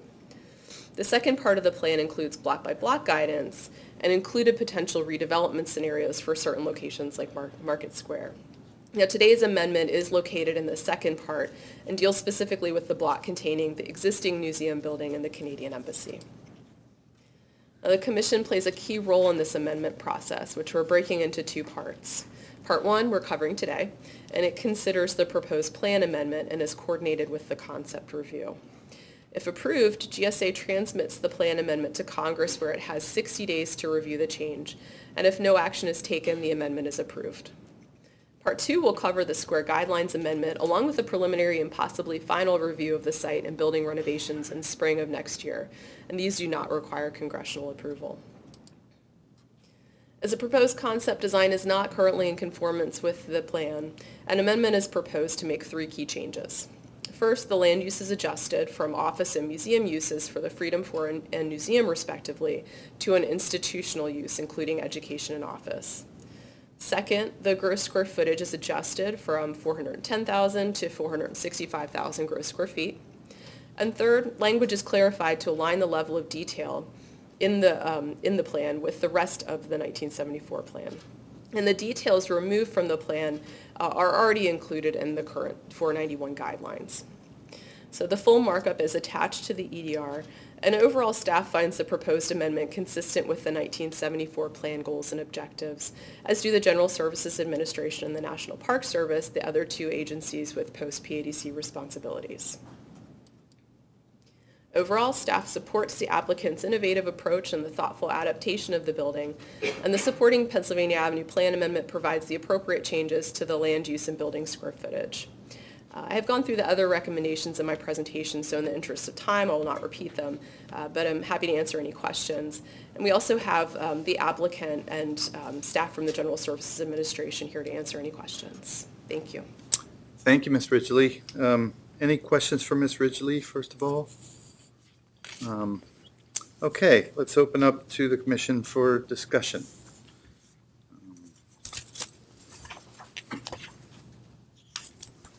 Mr. Trueblood. Thank you. I'll keep it brief. Overall, I think this I'm pretty happy. I'm very happy with how this landed. Thank you for the analysis. I agree. Just as a long time, I guess, participant in the Pennsylvania Avenue initiative, I am very interested to see how what the public space and public uses are as they move forward with their planning. Yeah, I think, and that then very much gets into the security plan and access plan. So I understand it's a little premature for that, but that'll be, I think, interesting for us to review and consider in alignment with the goals of Pennsylvania Avenue as it moves forward. Other comments? I just have one. You know, it could just be that, first of all, this is really, I think, going to be an amazing addition to a very important space in our nation. This is a once-in-a-lifetime opportunity to get it right, and it looks like a lot of things are being done right. I really want to focus on the Tennessee pink marble, and specifically kind of, maybe this is about rendering quality, so I'm not sure, but if you could go to like number 20, 25 and then 26. Yeah, so here I see, and there's also one at 12, but when I see 25, go back, sorry. So, thank you. The pink marble here against the copper doesn't offend. It sort of feels comfortable. But I think that it belies a little bit what 26 shows me. And this is where I'm a little more troubled. Yeah. I think what I know that in the existing building, it feels to me anyway as though the hard surface versus the linear treatments, more of a kind of compatible color combination, more of a silver tone that kind of picks up with the existing solid facade color. But here I really feel like the pink is probably more true to color on this eastern view than what we're looking at on 25 or even number 12. And so I just wonder if that's really being looked at, and I would really encourage the team, because this is going to be in our face in a very big way. This is the statement. And I know it's a bold statement, and I get that, and I'm okay with that, but maybe it's just, I'm more of a blue person than a pink person. So maybe it's just my color aura that is coming into play here. But I just find this to be quite abrupt in terms of the transition. Are you talking? I'm not following you. You're talking about you think it's going to be too much pink? No, actually, I feel that the copper with the pink is Could be- offensive. Well, it could be a jarring color combo, but I. Go to the original. Go to the original. Color stone would make What's there sense, today? right? Go to what's there today. Yeah. And It's definitely a cooler palette today. there's this. Yeah, so there's opaque glass where the stone would be. So it's very different. Much more sort of compatible. They just feel like they belong together. And when I was looking at the, Pennsylvania Avenue facades and the renderings and the lighting, didn't really hit me. When I got to 26, it feels, let's go back to that. Like, these don't belong together. No, it's Not in the same way. And it also has to take into consideration the Canadian embassy too. So that's another. I mean, and that's not a cool color as I call it. There you go. Go back there. It's more neutral, but still. But I would like to remind you, you'd like to get out of here before Christmas, and this is a plan amendment and Okay. not design. Oh, it's also concept comments. Comments on the concept, so thank you. But I'm anxious to get moved along. So, No, but I agree with you. I think that it ought to be, some further thought ought to be given to it, because you're, with the copper, it could be really wrong, and a lot of it. yes, I agree with you. Mr. Chairman, do you know the Yes. color rose gold? I do. You know, where that kind of combines a burnished, coppery with pink underlying it. Could be Look at very that- nice. Look at that kind of a palette. Okay. Well, I just want to encourage the design team to please pay attention to Yeah, that. I agree. There's a lot Okay. of it. Any other comments? Okay, so is there a motion to approve the comments on the concept plans? So moved. Oh, and is there a second? Thank you. Any further discussion? All those in favor signify, please, by saying aye. Aye. Opposed? Motion carries. Thank you. Okay. So next is agenda item 6C, to approve comments on site selection for the Emergency Medical Services Memorial. Ms. McCran. Thank you.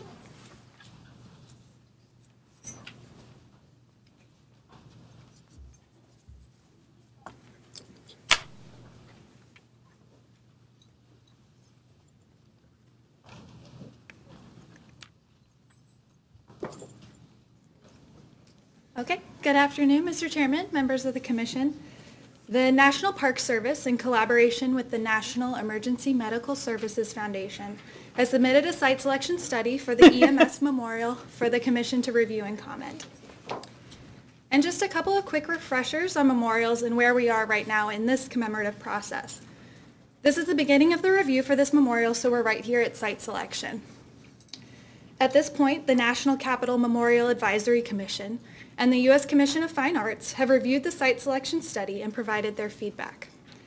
NCMAC has an advisory role over the commemorative works, where CFA and NCPC have approval authority on site and design. Today, the Commission is weighing the challenges and opportunities of several sites. After these comments, the applicant will develop designs within the preferred site or sites. I also want to note that NPS has initiated the Historic Preservation Section 106 review as required and has initiated a public comment period for their NEPA scoping, which NCPC is regarding as initiating NEPA for our review purposes. That public comment period ends December 14th. And a quick reminder also of the required criteria outlined in the Commemorative Works Act for site and design approval. This includes locating the work and surroundings that are relevant to the subject and in a location that does not interfere with an existing work. The location should also protect open space and existing public use, as well as cultural and natural resources. And with that, I'll get to the submission. In 2018, under Public Law 115-275, Congress authorized the National Emergency Medical Services Foundation to build a commemorative work in Washington, D.C. to commemorate the commitment and service represented by emergency medical services. The submission from MPS and the Foundation included information regarding the memorial program, including the indication of a modest memorial, a place for individual reflection and commemoration, with a space for up to 75 participants on no more than 1 acre. Additionally, the applicant would like passive recreation uses to happen in the space, which is consistent with the federal elements of our comprehensive plan.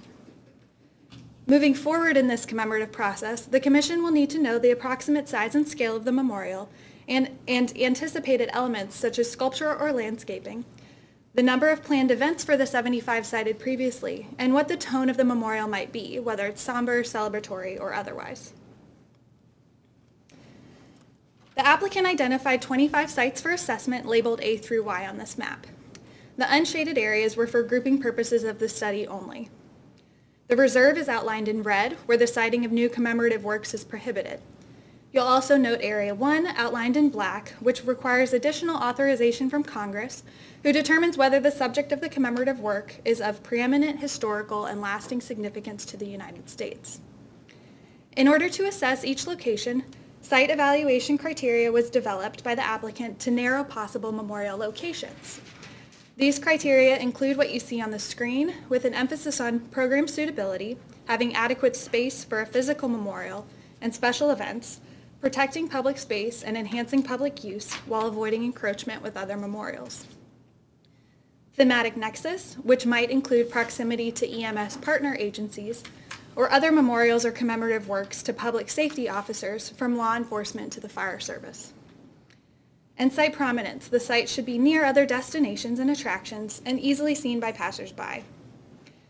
Additionally, access by pedestrians, public transportation, shade, the limited need for infrastructure improvements, and availability were evaluated. The applicant ran each of the sites through the criteria and narrowed to 4 sites, L, S, U, and W. I'll walk through the evaluation and show you a zoomed-in map in the next couple of slides. This is an example of what the evaluation process looked like, with the sites listed vertically and the criteria across the top. And this is showing the final 4 sites that were just on the screen. The sites were ranked suitable, partially suitable, not suitable, site occupied, and unknown. Typically, if a site was determined not suitable in any one of the categories, the site was eliminated from further evaluation. And here are those 4 sites mapped again so you can better see the locations. The applicant later determined Site S not appropriate for the memorial as it is within Area 1, and they chose not to carry Site S forward also. Next, I'll walk through the opportunities and challenges of each of the remaining 3 sites. Site L is at Massachusetts and New Jersey Avenues at G Street Northwest. This site is on its 1/16 of an acre and is under the jurisdiction of the National Park Service. According to the criteria outlined, Site L fits most of the categories, but is noted as partially suitable on nexus, prominence, tranquility, and shade. Site L is directly across from the Victims of Communism Memorial, shown in the dashed yellow line, and 1 block from the memorial to the victims of Ukrainian man-made famine genocide of 1932 to 1933, also dashed yellow. Massachusetts Avenue has seen an emerging theme of international commemorations along its length. The applicant context analysis on the left notes the relationship to transit, pedestrian access, and potential views. Regarding thematic links, the Law Enforcement Officers Memorial is a half-mile walk from the site, and the DC Fire and EMS Museum and DC Engine Company 3 is a 1/3 of a mile walk down New Jersey Avenue. The Capitol is about a 15-minute walk and is listed for the role in providing for EMS through enacting laws and budgets for federal agencies. The site is not affected by the 100 or 500-year floodplain. And this analysis supplied by the applicant shows the potential focal point within the site, along with pedestrian and the primary noise sources affecting the location. There are several trees on the site, as well as Jersey barriers blocking access from Massachusetts Avenue to First Street. Staff also found Jersey barriers on G Street, located near the northeast corner of the site. Here. And that's about right here. The area to the north is currently a surface parking lot for the U.S. Government and Publishing Office, which is just to the north as well. The site has been identified in the District of Columbia's Downtown East Revitalization Plan as an area adjacent to a proposed redevelopment site. In summary, staff notes this site is essentially a traffic island surrounded by streets and slip lanes. While some pedestrian infrastructure exists, the site and surroundings would require improvements to be safely accessed by visitors. Additionally, a modest memorial may complicate desired plans and infrastructure improvements to the north, as outlined by the DC plan. DC Office of Planning has concerns about the use of this site and impacts on future redevelopment plans. The District Department of Transportation has indicated that coordination would be required for any transportation improvements to be compatible with other planning efforts. Lastly, while the site is in proximity to the Law Enforcement Officers Memorial and the DC EMS Museum, the Victims of Communism and Ukrainian Man-Made Famine Genocide Memorial are closer. It's unclear to staff how a memorial honoring the commitment and service represented by emergency medical services would relate to these established commemorative works with an international focus. Next, we move to Site U, which is located at Independence Avenue between 2nd and 3rd Streets Southwest on a portion of the Hubert H. Humphrey Building Plaza. This building is occupied by the Health and Human Services headquarters. The site is 0.17 acres of the plaza's total 0.73 acres. Health and Human Services is the primary federal agency that addresses the provision of EMS and provides technical and program services to EMS professionals. The site is under the jurisdiction of the General Services Administration. At the top right, you see the red portion is the proposed site location within the total plaza. The building, as you see below with the plaza, was dedicated in 1977 and designed by architect Marcel Breuer in association with his design partner Herbert Beckard and the architectural firm of Nolan, Swinburne and Associates. The Brutalist building and Modernist plaza were designed at the same time. Site U fits nearly all of the criteria, but is noted as partially suitable on Tranquility.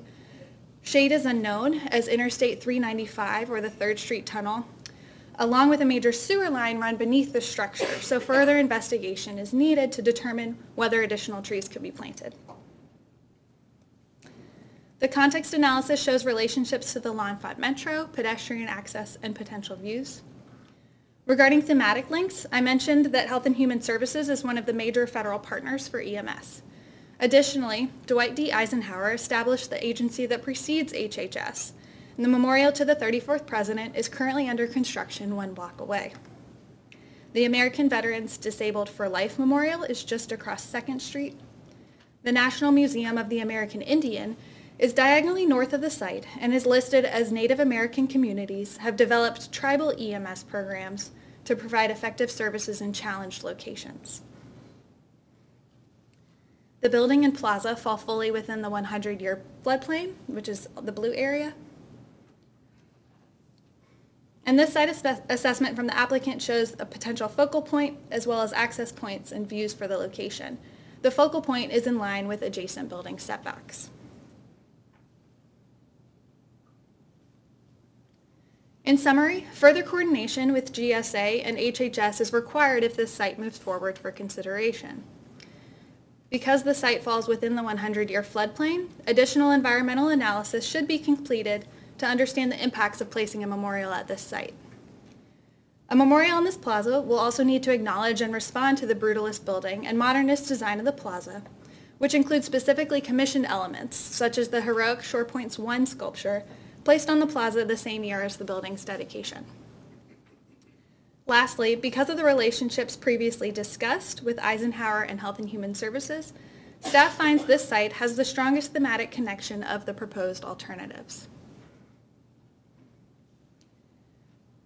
Site W, also known as Reservation 113 or Hancock Park, is located at the intersection of Maryland and Virginia Avenues between 7th and 9th Streets Southwest. Note that Area 1 falls in line with Maryland Avenue, so a portion of this site may be within Area 1. The site is 0.29 acres, though the total park area is approximately 1 acre. The site is under the jurisdiction of MPS and was also identified in the Memorials and Museums Master Plan, often called 2M Plan for short, as a prime candidate site, number 19. Prime candidate sites were identified for their high visibility and strong axial relationships to the Capitol and the White House, and should be reserved for subjects of lasting historical and national importance. The site area proposed is shaded in red at the top right, with the Area 1 line shown in a dashed gray line. The applicant describes Site W as fitting nearly all the criteria, but has been noted as partially suitable on Nexus and Tranquility. A rail line exists just south of the site, which may cause air and noise concerns. The context analysis notes the relationship to several metro stations, pedestrian access, and potential views. Thematic links are all east of the site and include the Eisenhower Memorial a block and a half away, as well as the American Veterans Disabled for Life Memorial, which is about a 10 to 15 minute walk away. The National Museum of the American Indian and the Capitol are just beyond that. Site W is not within the floodplain zones, but the site does see significant sloping towards 7th Street, which is on the east side. The L'Enfant plan identifies this site as a significant urban square and a mirror image of the square at the intersection of Pennsylvania and 8th Street and Navy Memorial just outside. The 2M plan called for a memorial to establish a civic space that could complement the nearby museums and other cultural sites on the National Mall, and that a memorial has the potential opportunity to showcase this square as a significant element for the city in the future. This plan envisioned a memorial that would take advantage of the view and axial relationships to the Capitol and to 8th Street, which is noted by the center focal point. The site area proposed is just east of this focal point. The 2M plan also cited that memorial development here would likely require filling or grading and utility improvements, in part because of the topographical challenges I mentioned on a previous slide. The Southwest Eco District Plan by NCPC in 2013 also outlined the role Reservation 113 plays as a significant signature urban park at the center of a regional intermodal center. The plan recommends future design and programming of the space as a signature urban square and neighborhood park. In summary, Site W may need authorization for Area 1 depending on the design of the memorial. Additionally, staff found the relationships to other memorials like Eisenhower and the Museum of the American Indian limited, and that a memorial at this site would need interpretive assistance for a visitor to easily understand these relationships. The proposed recommendation for site occupancy is inconsistent with the center focal point outlined in both the 2M and the Southwest Eco District plans.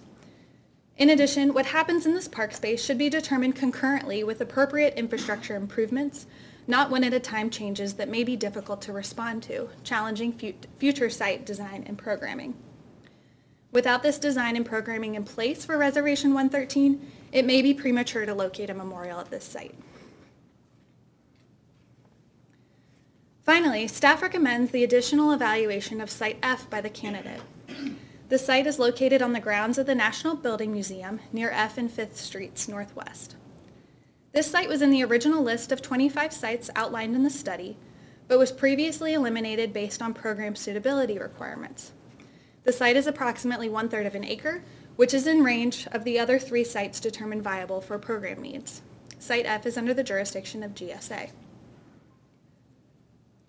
This site satisfies the outlined criteria as there are several pedestrian access points, and the site is very close to the Judiciary Square Metro Station. Several trees frame the green space to provide shade. Regarding Thematic Nexus, this site is in close proximity to both the National Law Enforcement Officers Memorial as well as DC Engine Company 2 shown in the photos at the right. These adjacencies exemplify public safety services, of which EMS is a part. The applicant determined this site to be too close to the National Law Enforcement Officers Memorial, with the potential to overwhelm the EMS memorial messaging or diminish the public's ability to distinguish between public safety services. However, staff believes a memorial to emergency medical services could strengthen the narrative and meaning of each of these. Again, the Commemorative Works Act includes guidance for memorial location, including that to the maximum extent possible, a commemorative work shall be located in surroundings that are relevant to the subject of the work.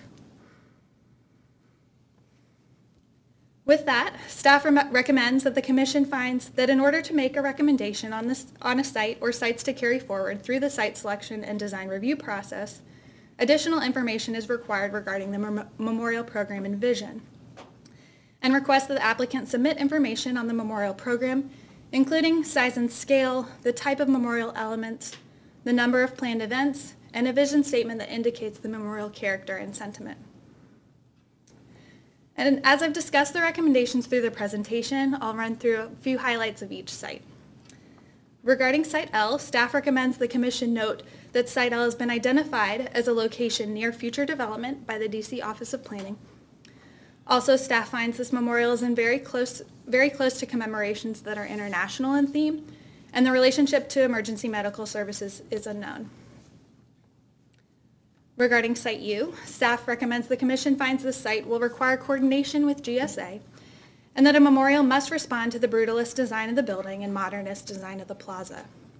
Staff also finds this site to have the strongest thematic connection of the proposed alternatives. Also, because the site falls entirely within the 100-year floodplain, an environmental analysis should be completed to understand the impacts of placing a memorial at this site. Regarding Site W, staff recommends the commission finds the site and programming is outlined in the Memorials and Museums Master Plan and Southwest Eco District Plan, and finds that a modest memorial may not contribute to the larger goals and vision for Reservation 113, and may challenge future planning and improvements at this park. Additionally, staff finds the thematic connection here limited, and that a visitor would have difficulty understanding the relationship of this site to nearby sites without interpretive assistance. Lastly, staff recommends that the commission request continued evaluation of Site F as a potential memorial location, as it has a strong thematic connection and fits other outlined criteria. Thank you. This concludes my part of the presentation. Today we're joined by the Executive Director and Vice President of the Emergency Medical Services Foundation, Kate Orsino and Jamie Orsino. I understand they'd like to share short remarks at this time, and I'd be happy to answer any questions after that. Additionally, we have the project consultants here as well if you have questions for them. So, thank you. Thank you, Ms. McCrean. You have some comments you'd like to share?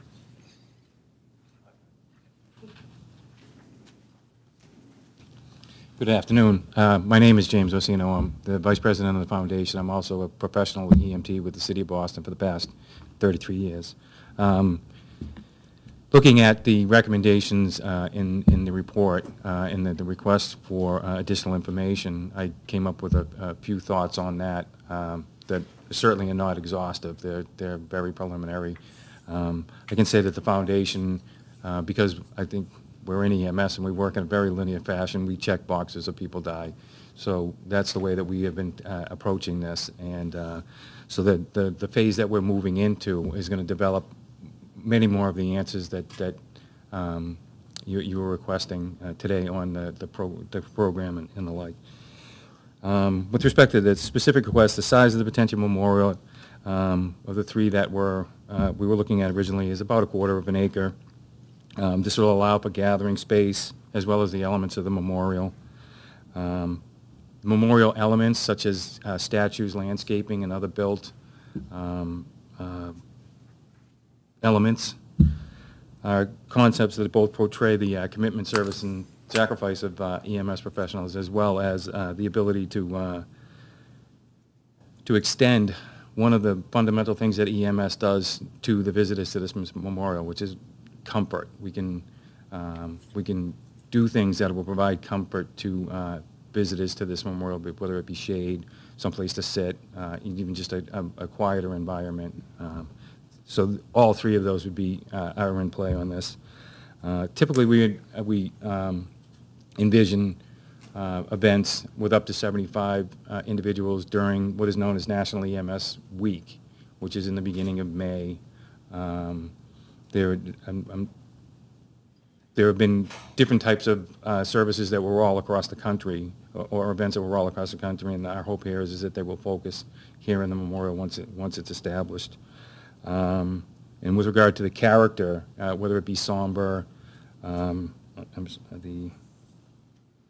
reflective, or celebratory, this memorial, we envision this memorial to be all three. depending on who is there. For some of the folks who are coming to visit this memorial who have lost loved ones in the line of duty, it will start out as somber.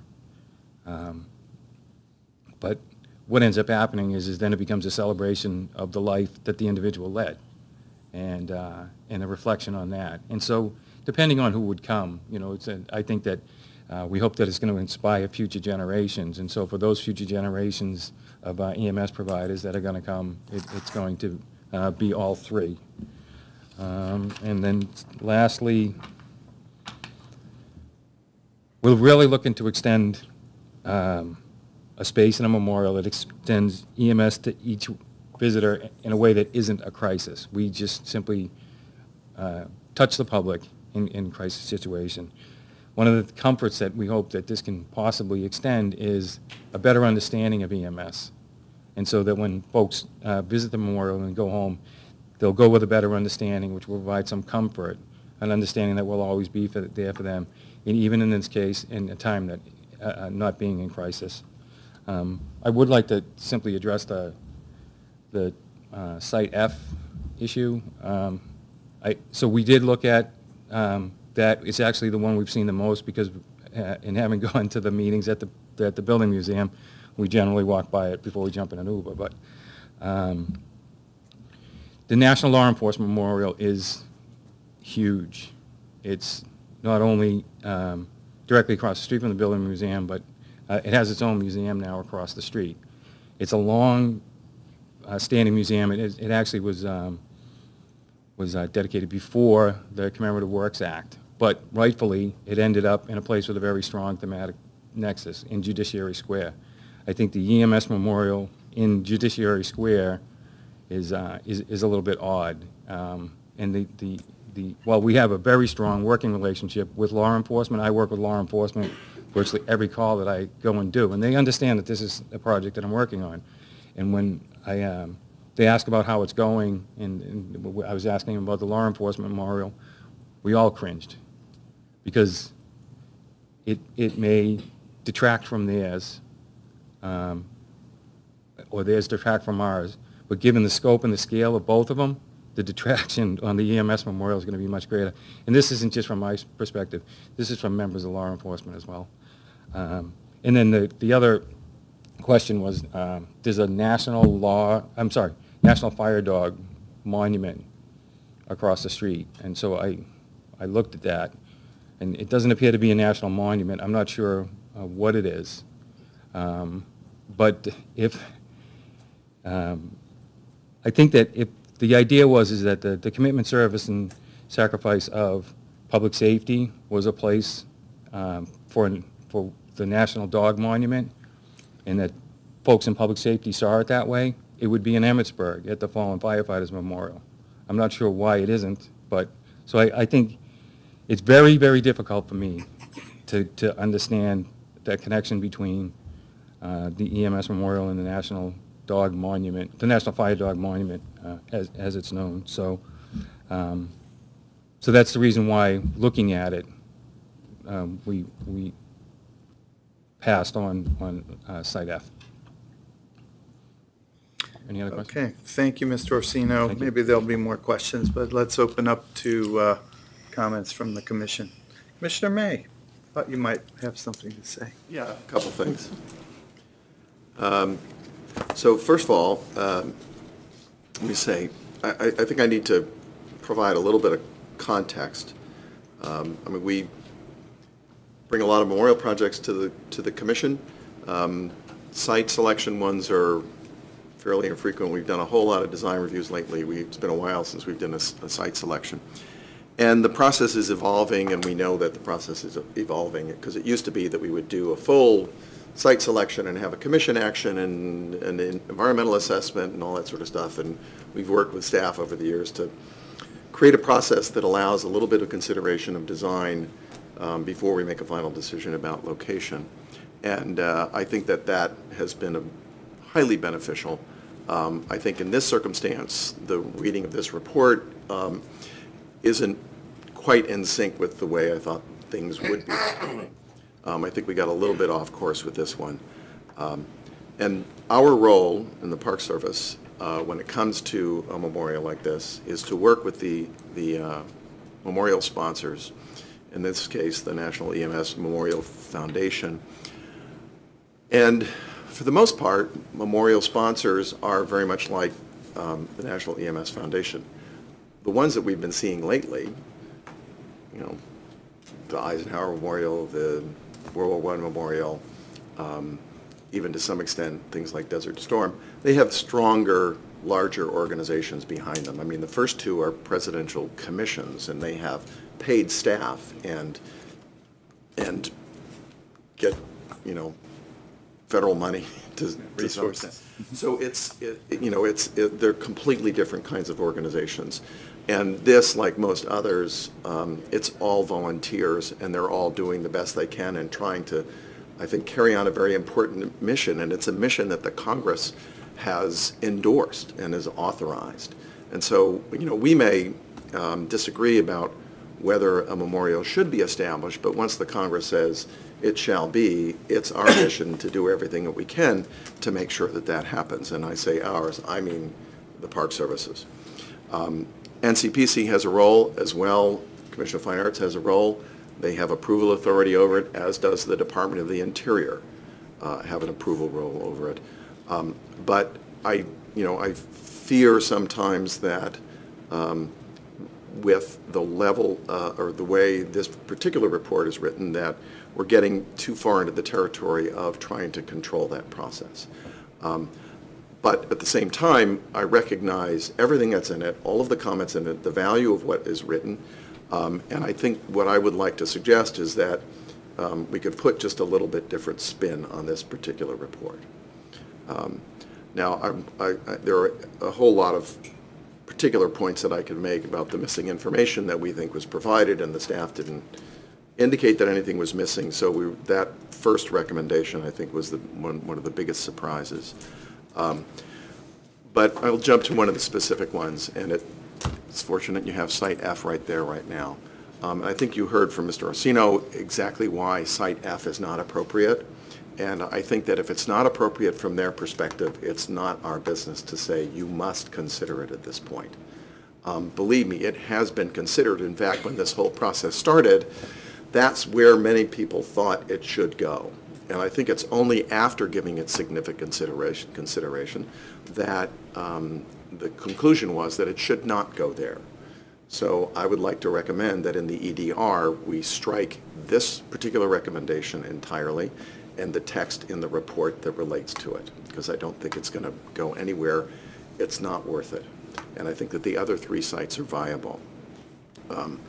I would also say that I read the report generally as supportive of these three sites, but they all have complications. And so it's our job at this point to look at all those complications and to study them and to see on balance what makes the most sense. Part of that is a little bit of exploration of what the memorial should be. Is it a plaza? Is it a garden? Is it a statue? And I think to some extent that will happen. But I don't think it's appropriate at this moment to say simply that we should design alternatives for all three sites. I think that would be excessive and beyond the means of this particular organization. So in addition to striking the language about Site F, I have alternate language that I would like to propose, or rather edits to what was originally, or what's the first finding and the first request in the report. And I'm happy to hand these out. I'm not sure how best to do that. I'll pass some left and some right, or... Maybe, can we take these one at a time? Can we talk about Site F first? That's fine. Okay, let's do that. Are there any other comments or reactions to the Site F issue? Commissioner White. First of all, I want to thank you for being here and for the work that you do every day and hearing more about what you're trying to achieve with this memorial. So I'm interested, and maybe it's not appropriate to ask you to talk more about it, but to me, I had the opposite reaction to the site, just as an observer, and I know the site fairly well. But it seems if rather than being overwhelmed by the law enforcement memorial or understanding the relationship between EMS and law enforcement, it seems that that might be a real opportunity to make a distinction between the two and show how EMS and law enforcement work hand in hand. So the proximity question for me made sense because you work so closely together in your real life. Fire department is across the way with EMS. So I was trying to understand when you, and I thought it was very eloquent when you talked about extending comfort to visitors. I thought that was a really wonderful way to think about what you're trying to achieve at the site. And when you compare it to those other sites and what the experience is like in those other places, to me, they're not comfortable as this one is. And maybe because I know this one better and feel comfortable there, that's sort of coloring my reaction to the site. So the other thing from a process perspective, Peter, and I appreciate what you just said, but I think about our conversations with the Maryland Department of Transportation last month, and I don't want to dismiss something too soon. Not saying it has to be a full bore design, but is there a way to achieve those things? And I don't mean to be disrespectful if the foundation has rejected it, for those reasons. I guess I'd just like to hear more about, is there a way to rethink that site? But So I mean, I would just say, I think part of the point I'm trying to make is that this has been very thoroughly considered already, and the conclusion as a result of that is that it doesn't work. I think the other thing that I didn't mention before is that this is intended to be a modest memorial, and every one of the other sites is a very small site. And this is, I mean, it's not as big as the law enforcement memorial, but what we would do by placing it here is driving it into a much more extensive design effort and a need to sort of inhabit the whole thing. And so it could inadvertently push us to inflate the size of the memorial, which is something that we've historically tried not to do. I don't understand. I'm not following you. Why would it necessarily inflate? Well, because of the size of the site and the prominence of the law enforcement memorial, it makes it could. I'm not saying it will, but I'm saying it could drive the design into something that's more expansive. Or dwarf EMS by comparison. Yeah. If they don't upscale, yeah, if they then don't they upscale, could it's going to look diminished by the whole judiciary complex. I hadn't thought about that, but that's a good point. But I'll jump in here. I think that, Site U, you couldn't have a more prominent site than Site U in terms of that same kind of pressure, in my opinion. I mean, this sits in an incredibly highly visible location with access directly across from the Capitol Hill reflecting pool. So I'm confused about the 2 points. They seem to contradict one another. Yeah, I mean, I don't have the same feeling about this, again, because it's not, I mean, here the nexus between the Disabled Veterans Memorial and the EMS Memorial is not the same as law enforcement. It's a different relationship. Plus, the plaza, the way it is formed right now, we're really just looking at a portion of it. I mean, that arrow is not pointing to the right location. That's pointing to the location of an existing sculpture. Yeah, it's that portion of it. And it is actually quite constrained by the existing plaza. And the idea is to use and to think of only that area. And I think it's very easy to consider that as a spot for a pretty modest memorial, given what's already there. I think it could work really well, and it's not driven to sort of inhabit the whole thing, because you've got the driveway and stuff there that we're never going to get rid of. So to me, it gets lost. Mr. Chairman. Well, but these are the challenges of the site. Issues that we can debate. Well, right, and that's the intent as we move forward. I just think, I don't see any reason at this point to continue with Site F, is what it boils down to. Mr. Chairman, yes. As Peter said, we haven't been through this cycle for a while. I don't recall us ever excluding Are we gonna make the selection, or are we gonna support this organization making the selection? If they think that this site is not what they want, then it won't come before us. But do we need to take it off the table? I mean, do we need to take it off the table? Or should we let them take it off the table? I don't know. They already have. Well, that's what I'm saying. So if they're taking it off, we don't need to pass. I mean, it's Put it not, back on. historically, Or we've just never, ask, can we've they never take another said, look? we've never said take things off. We've just said they didn't want it, so they didn't bring it forward. But this is kind of unusual to have it, an amendment to do that, I think, Peter, but you may think we need to. The other thing I want to say, I also want to join thanking you guys for what you do, because it's a pretty important group of folks when you're laying sick someplace and need some help. I also think the idea of making folk comfortable when you're there is consistent with something else I didn't quite pick up. You know, we seem to be remembering, maybe trying to remember some of those who have fallen, but I'd like to think more about those who survived because of you. Right. Which is, I think, a bigger number, isn't it? I hope. And I think the public would like to understand that it's not about, I mean, this is not a cemetery arrangement here. These are folks, these aren't undertakers, these are folks who try to bring you back, and do bring you back most of the time. I would just say that's true, but I mean, part of the, this dedication that they have is, you know, ultimately results in the loss of life. I mean, they go charging into dangerous circumstances with amazing regularity. And, you know, we heard a lot of heartfelt testimony about that over the couple of cycles of trying to get this memorial originally authorized by the Congress. And when I say we heard it at the Memorial Advisory Commission. And, you know, it was a very compelling experience. I won't ask for that to be repeated here, but I mean, there's real danger in the work, and it's part of what's being recognized. Commissioner McMahon. Yeah, thank you, and thank you for what you all do. I have a nephew who's a firefighter, so I appreciate what you do every day.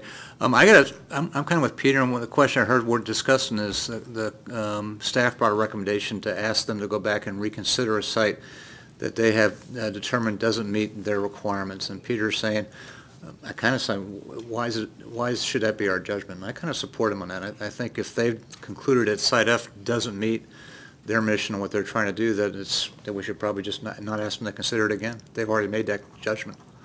So can we ask staff to explain further why this recommendation is coming forward if this is so unusual and out of sync? Well, we haven't done it in a while, so I don't know. I don't have the context. Ms. Peter does. McCrennan. Full disclosure, I'm about 4 months in, so this is my first memorial project. So I am familiarizing with the process and reviewed other memorials as well. Did you want to chime in? Sure, go ahead. Thank you, Ms. Sullivan. I was just going to add that it seemed like it did a very good job at meeting all of the other criteria without some of the complications of the other sites. And also we always look to the CWA, and that, clearly has guidance about thematic nexus and Latin students. And this also seemed, between the law enforcement memorial and the fire station, the commitment to public service. And what I'm hearing today, it's interesting. I think there's two sides. Like, does it diminish or does it enhance? And I think people see it differently, and we saw it as something that would enhance it. And so, because we're so early in the process, these are just comments. We thought that as we learned more about the design, and we just heard a little bit more today, it would be interesting to take that and think about alternative F a little bit longer. That was it. Okay. Well, comments on F. We're staying with F for now. I'm on okay. F. Thank you. Because I think as it's well within our purview to tell, to opine that you can't have a site. But I think I agree. I don't think that it's in our wheelhouse to say, you must look at this again. It just doesn't feel appropriate. Because the memorial sponsors have been living with this a lot longer than we have, and we've seen it at NICMAC a couple of times now, right? 3 times or twice? Well, yeah, twice for the legislation, I think, and then once for Sorry, I think twice for legislation and then once for site selection. Please. I'm Katie Orsino. I'm the executive director of the foundation. So I totally get why it would be a recommendation and why they would think it would be a strong area for it. But it's actually one of the, and we did look at it and went over it a lot. And one of the biggest issues for EMS and for us is that I can't even say that EMS has been forgotten about because they've actually never been remembered or even acknowledged. And that's what the problem is that nobody thinks about EMS when they think of first responders. Or when you think of an EMT or a paramedic, everybody automatically thinks fire department, fire station. So EMS it has always been in the shadows of the other first responders. And I mean, as far back as, so EMS started in the Civil War. So as far back as the Civil War until now, it's been overlooked, not acknowledged, and it sits in the shadows of everybody else. Even with some of the major activities around, even in Boston. So during the Boston Marathon, all the bombings, it was Boston EMS that took care of all of the patients that were there. The over 200 people that they brought to the hospital, they saved. They didn't get recognition for that. It was the fire department, it was the police department, and people came in, there was like a TV show that had them. Even in 9/11, the same thing. When you think of 9/11, everybody always thinks of, fire. Yes. And it's just more than that. And for it to be there and set back, so that would be the memorial, near the law enforcement memorial, on the grounds of the Building Museum, near the fire dog, whatever it is. It's so, again, it's still in the shadows, it's still forgotten about, it would never be just the EMS memorial, and that's what they deserve. That's what I deserve, that's what my family deserves. I know that Peter talked about some of the testimony and stuff, so I have been the executive director for 5 years now. And when I started, I was the wife of an EMT and the sister of 2 EMTs. Today, I am only the wife of an EMT. I lost my little brother when he was 27. After he was hurt at work. He died the next day. And my 29-year-old sister is permanently disabled from an injury she sustained on the job. So even the questions about, what is the program going to be or how is it going to feel, no matter where it is, it's, is it going to be somber? Is it going to be reflective? Is it going to be celebratory?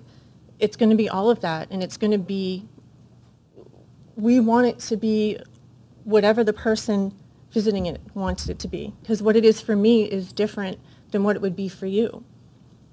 I want to go there, and I want to know that what my brother did, what my husband does every day, what my sister did, is at least appreciated. I'm not an EMT. I'm not an EMS. So I couldn't be like them. Like, I'm angry that my brother sacrificed his life for somebody else. I'm angry that my sister is disabled. I'm angry that my husband works the evening shift, that I wait up for him until after midnight every night, hoping that he comes home. And it's not, out of the ordinary to think that. We had one of the girls in Boston was almost stabbed to death in the back of her ambulance a couple of months ago from someone. There was an EMT in New York that was attacked and dragged by her own ambulance. So it's not unusual to think that EMS is a dangerous job. And I think that they deserve the same recognition as everybody else, as the other first responders, more than the fire dog, which honestly, that was a big thing too. They deserve more than a dog. Their life is worth more than that. And having it there is just, it does take away from it, and it does overshadow it. To be the landscape for the law enforcement memorial is just not what they deserve. Thank you. So If we are still on F, Yeah. I would like to make a motion to revise the EDR to strike the references to Section F, both in the recommendation section and in the report itself. Is there a second? Second. Any further discussion on that? Okay, let's take a vote. So those in favor of striking Site F from the EDR, please signify by saying aye. Aye. Those opposed, nay. Thank you. Okay. So I'll move on to the second Thank issue. you. Yep. So again, I regard the report generally as a very positive thing. It gives us good feedback on what we need to look at as we move forward in the site selection process. We're not at the point now where we've decided, we have one site, so getting this feedback on 3 sites and getting guidance on how to move forward, I think, is critically important. And so therefore, what I was suggesting is that we simply recast the first couple of items under the recommendation so that it now, I won't read all the strike through, everybody can see that, but it will now read that the Commission finds that sites L, U, and W are viable for further consideration as a site for the memorial, and that additional information will be necessary as the project moves forward through the site selection and design process as described below, and then requests the applicant to submit additional information on the memorial program, including the following. That second part is important simply because we think a lot of that information was already submitted, but we're happy to supplement it to the satisfaction of the staff. So, discussion on this proposed amendment. Second. I have a question. Sure. Before we call for a motion. Trying to understand the difference between striking required and necessary. What's going on? What's in your mind there? Let's see. I honestly, it's just how I write more than anything else.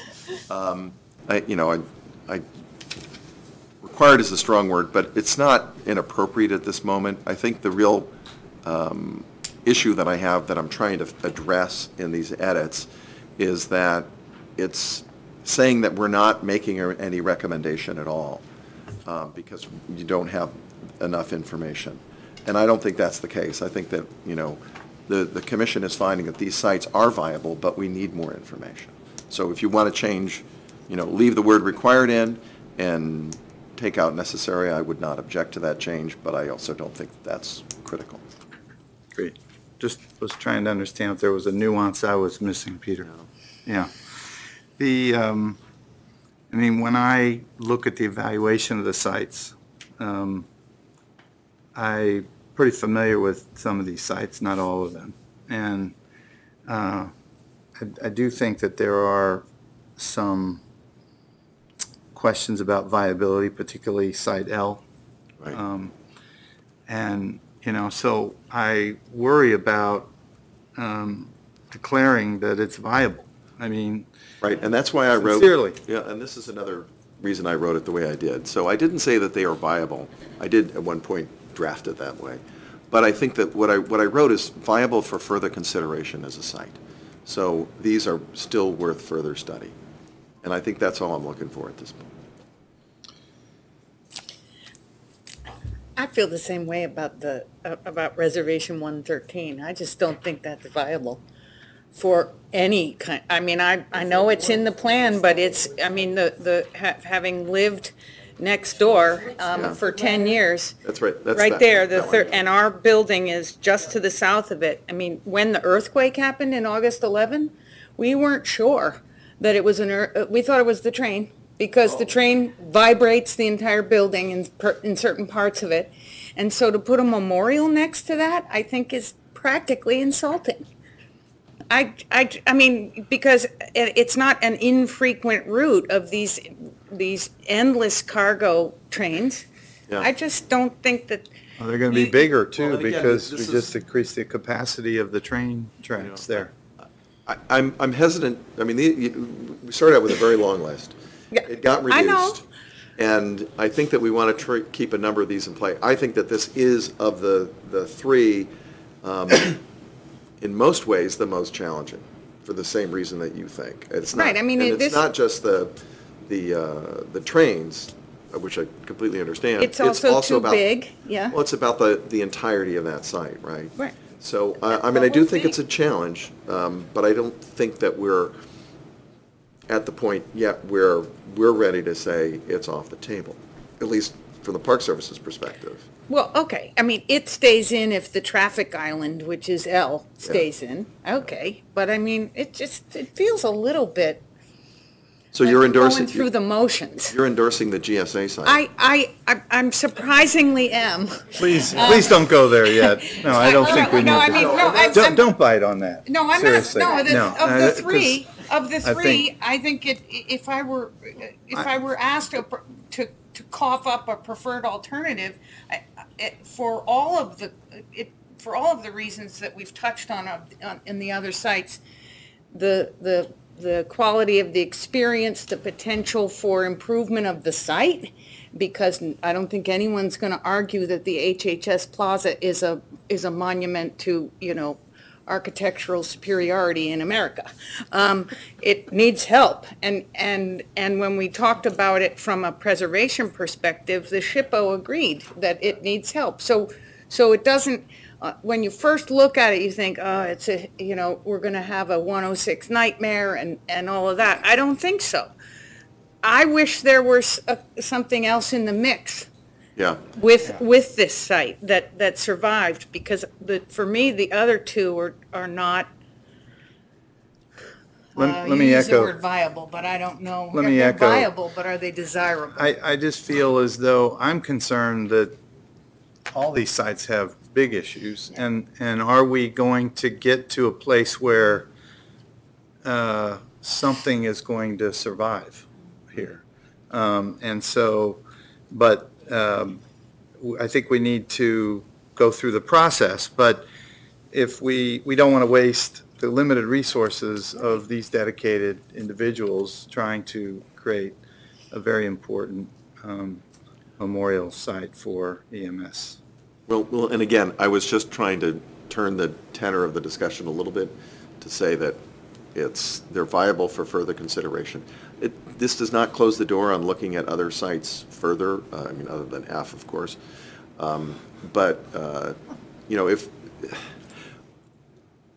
If we do find that each one of these has, there's some deal killer in any one of them, then, yeah, we're going to have to go back and look again. Okay. But I think that these are the ones that we're looking to have blessed at this moment. And I tried to come up with language that does that in a more affirmative way than what was in the original report. We just have maybe a wording suggestion. Maybe we could say sites L, U, and W can be advanced for further consideration. Doesn't necessarily imply that they're fully viable at this point, but they're sufficient enough to advance for further consideration. That may. I would be fine with that language. Okay. I think I was just clarified.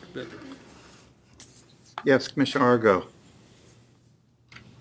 Let me throw out a radical thought. It seems to me that if what I've heard here is that there's some serious issues with all three of these sites that we're advancing.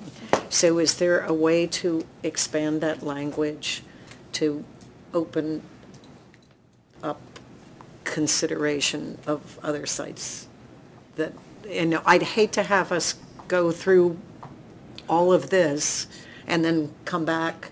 The process becomes very lengthy. It's a thought. So I would just suggest, again, having been through this a few times, that we certainly could consider other sites if we wind up that each one of these hits a dead end. It's not something that the commission has to instruct us to do, and I worry about further instructions because every instruction that gets written in here is something that we then have to address when we come back. And even if we come back and we determine that one of these is definitely going to work, we might have to do extensive study to explain why, what further we did to look at other sites.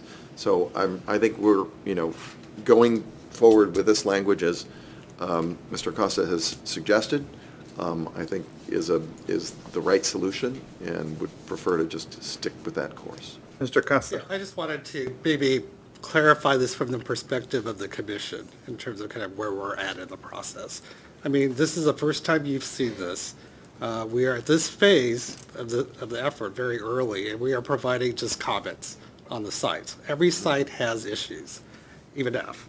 And that to the extent that we have identified them, not knowing necessarily what the design is, that will come a little later, we have identified kind of issues that we know of that the applicant needs to take into consideration as they develop out their scheme, as they go through the NEPA process and the 106 process, that these are clearly addressed in that phase. And when they come back, you're not making a site selection decision now. They will be coming back with that more fully developed and hopefully some semblance of the scheme, so you could see how the design can fit onto that site, and then what are those impacts and how will it look like and how will that affect the surrounding areas, and has the design to that extent addressed the concerns you have from the site perspective.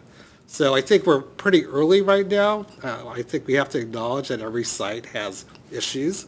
I think the applicant will work towards a solution that tries to mitigate as much as possible some of the potential problems, and that they'll identify their preferred alternative, and the commission at that point in time will have to concur, because you are essentially at that point adopting a site. So you do have some discretion throughout this process to determine whether you agree with them or not. But I think we're still so early, I think we have to take the staff report into that context, which is you are just identifying concerns that should be further explored when you bring this back next time. And then at some point in time, you will be making a site selection decision based on all this information. So I just wanted to say that because I think we're trying to load too much so early into this process. And we did go back and forth and saying you can add other sites or not. That's a legitimate issue. We did try to do that when we said F should be put back onto the table, at least at this point, for exploration.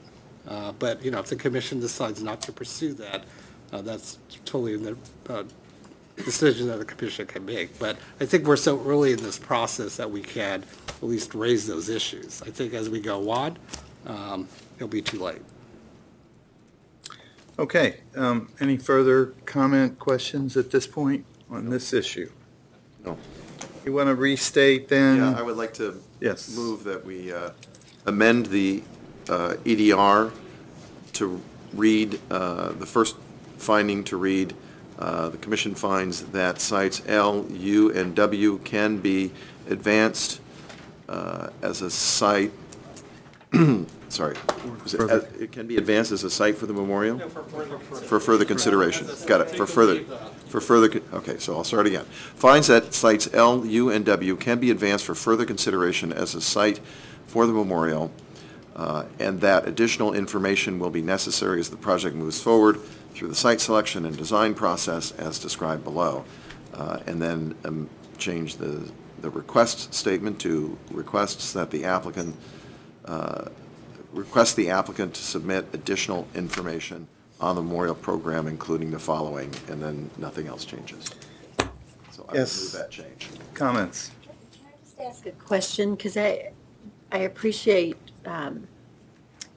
Marcel's explanation and thinking about where we are in the process, and what has to happen if the foundation decides to forego F as a possibility, and then they visit these sites and then decide, what, F may work? Do they have to, is there a process to put it back on the list, or? Well, again, I think that the I'm saying so they don't miss out on Sure. No, I mean, eliminating it from the report doesn't eliminate it from potential reconsideration, but it doesn't require the reconsideration, is all. So, I mean, if we find that all 3 of them are dead ends, then yeah, we're back to the big list, and maybe even things beyond that list.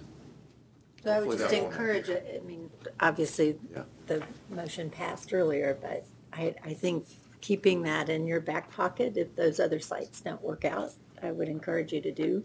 I think you can do a lot with design and being in the mix with law enforcement. Again, this is only my opinion, and I totally respect your position in it, but it's a nice backup. Okay, there's been a motion. Is there a second?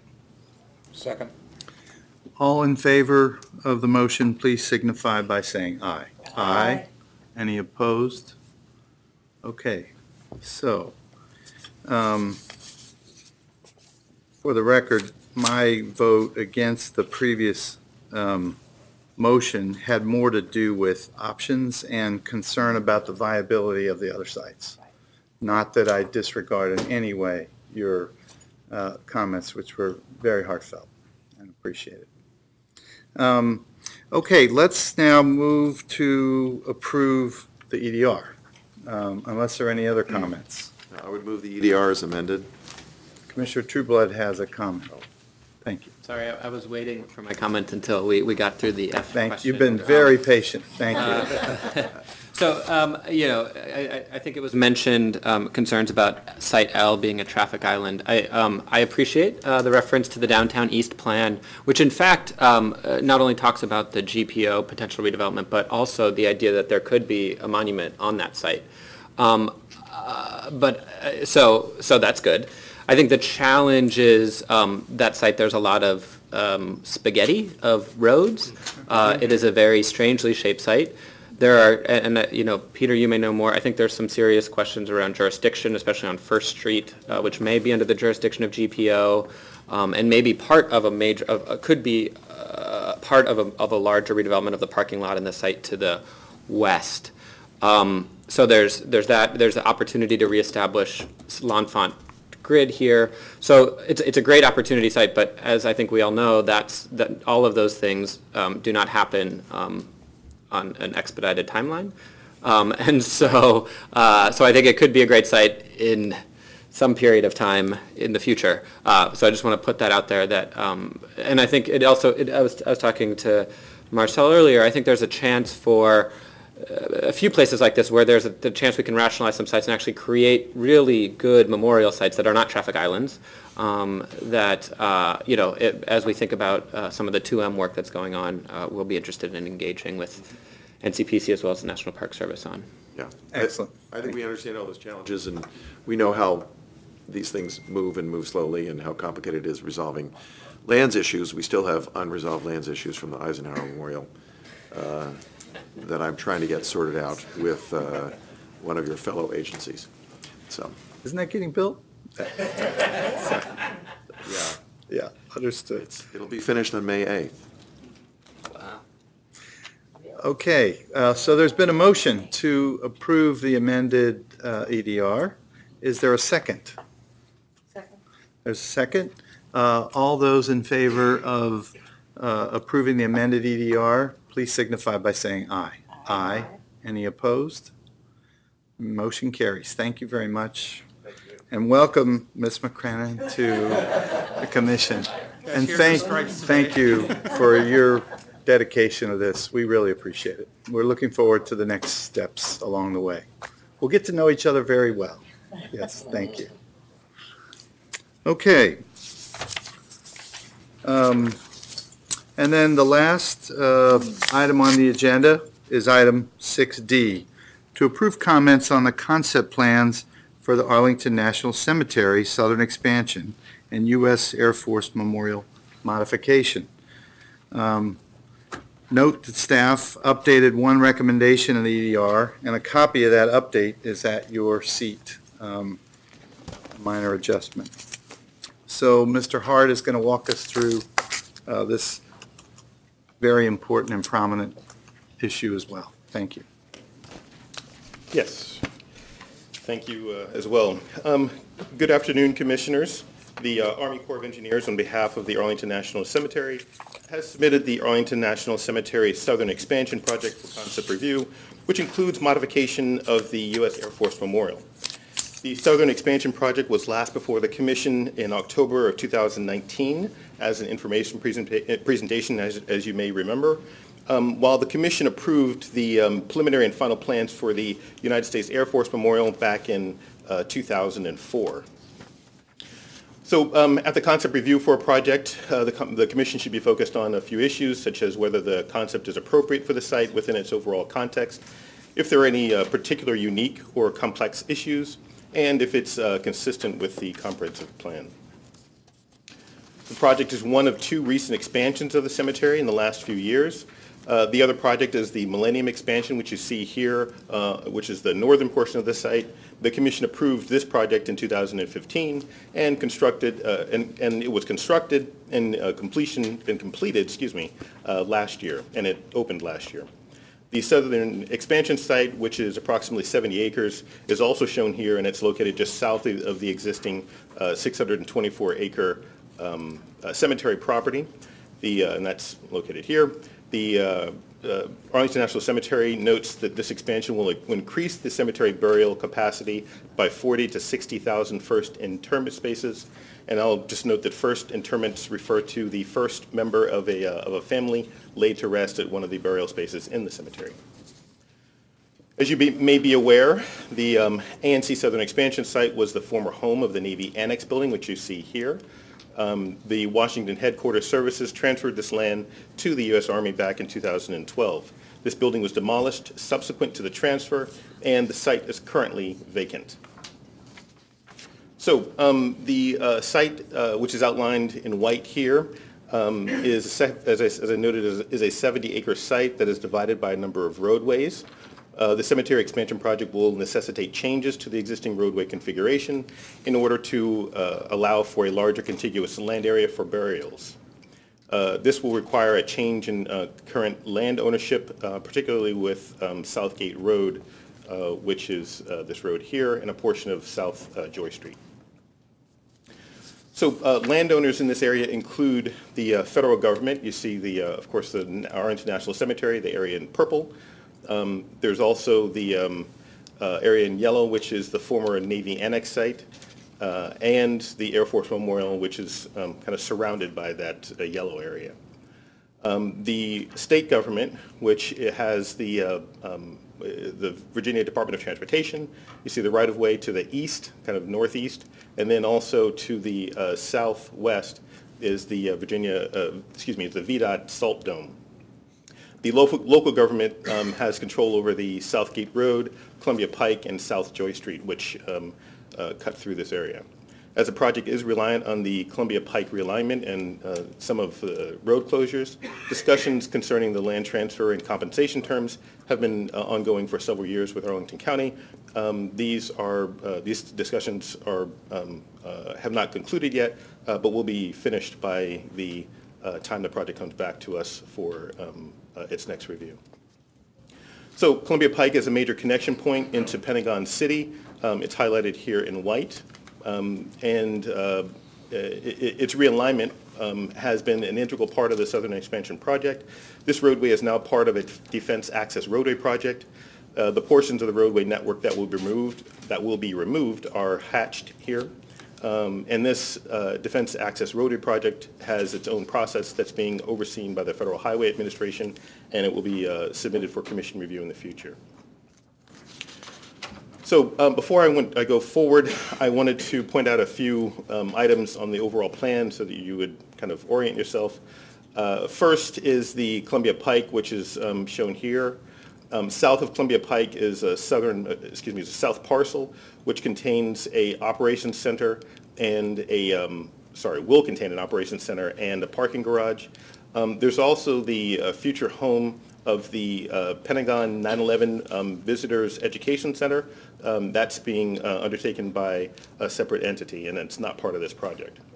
So north of Columbia Pike, the area that's here, will include in-ground interment areas, which are this here, as well as a columbarium, which is really for cremated remains, and the Air Force Memorial. I'll also note that there is a tunnel that's being proposed under Columbia Pike that will connect the operations or maintenance facility with the rest of Arlington National Cemetery. So here's the design from the Army Corps of Engineers that they've developed for the project.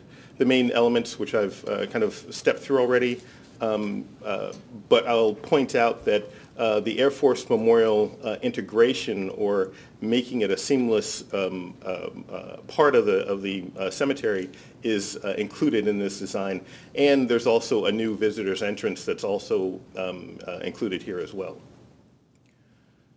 To help you better understand the project, I've integrated staff analysis and the executive director's recommendation into the project description, and so I'll be moving forward with this.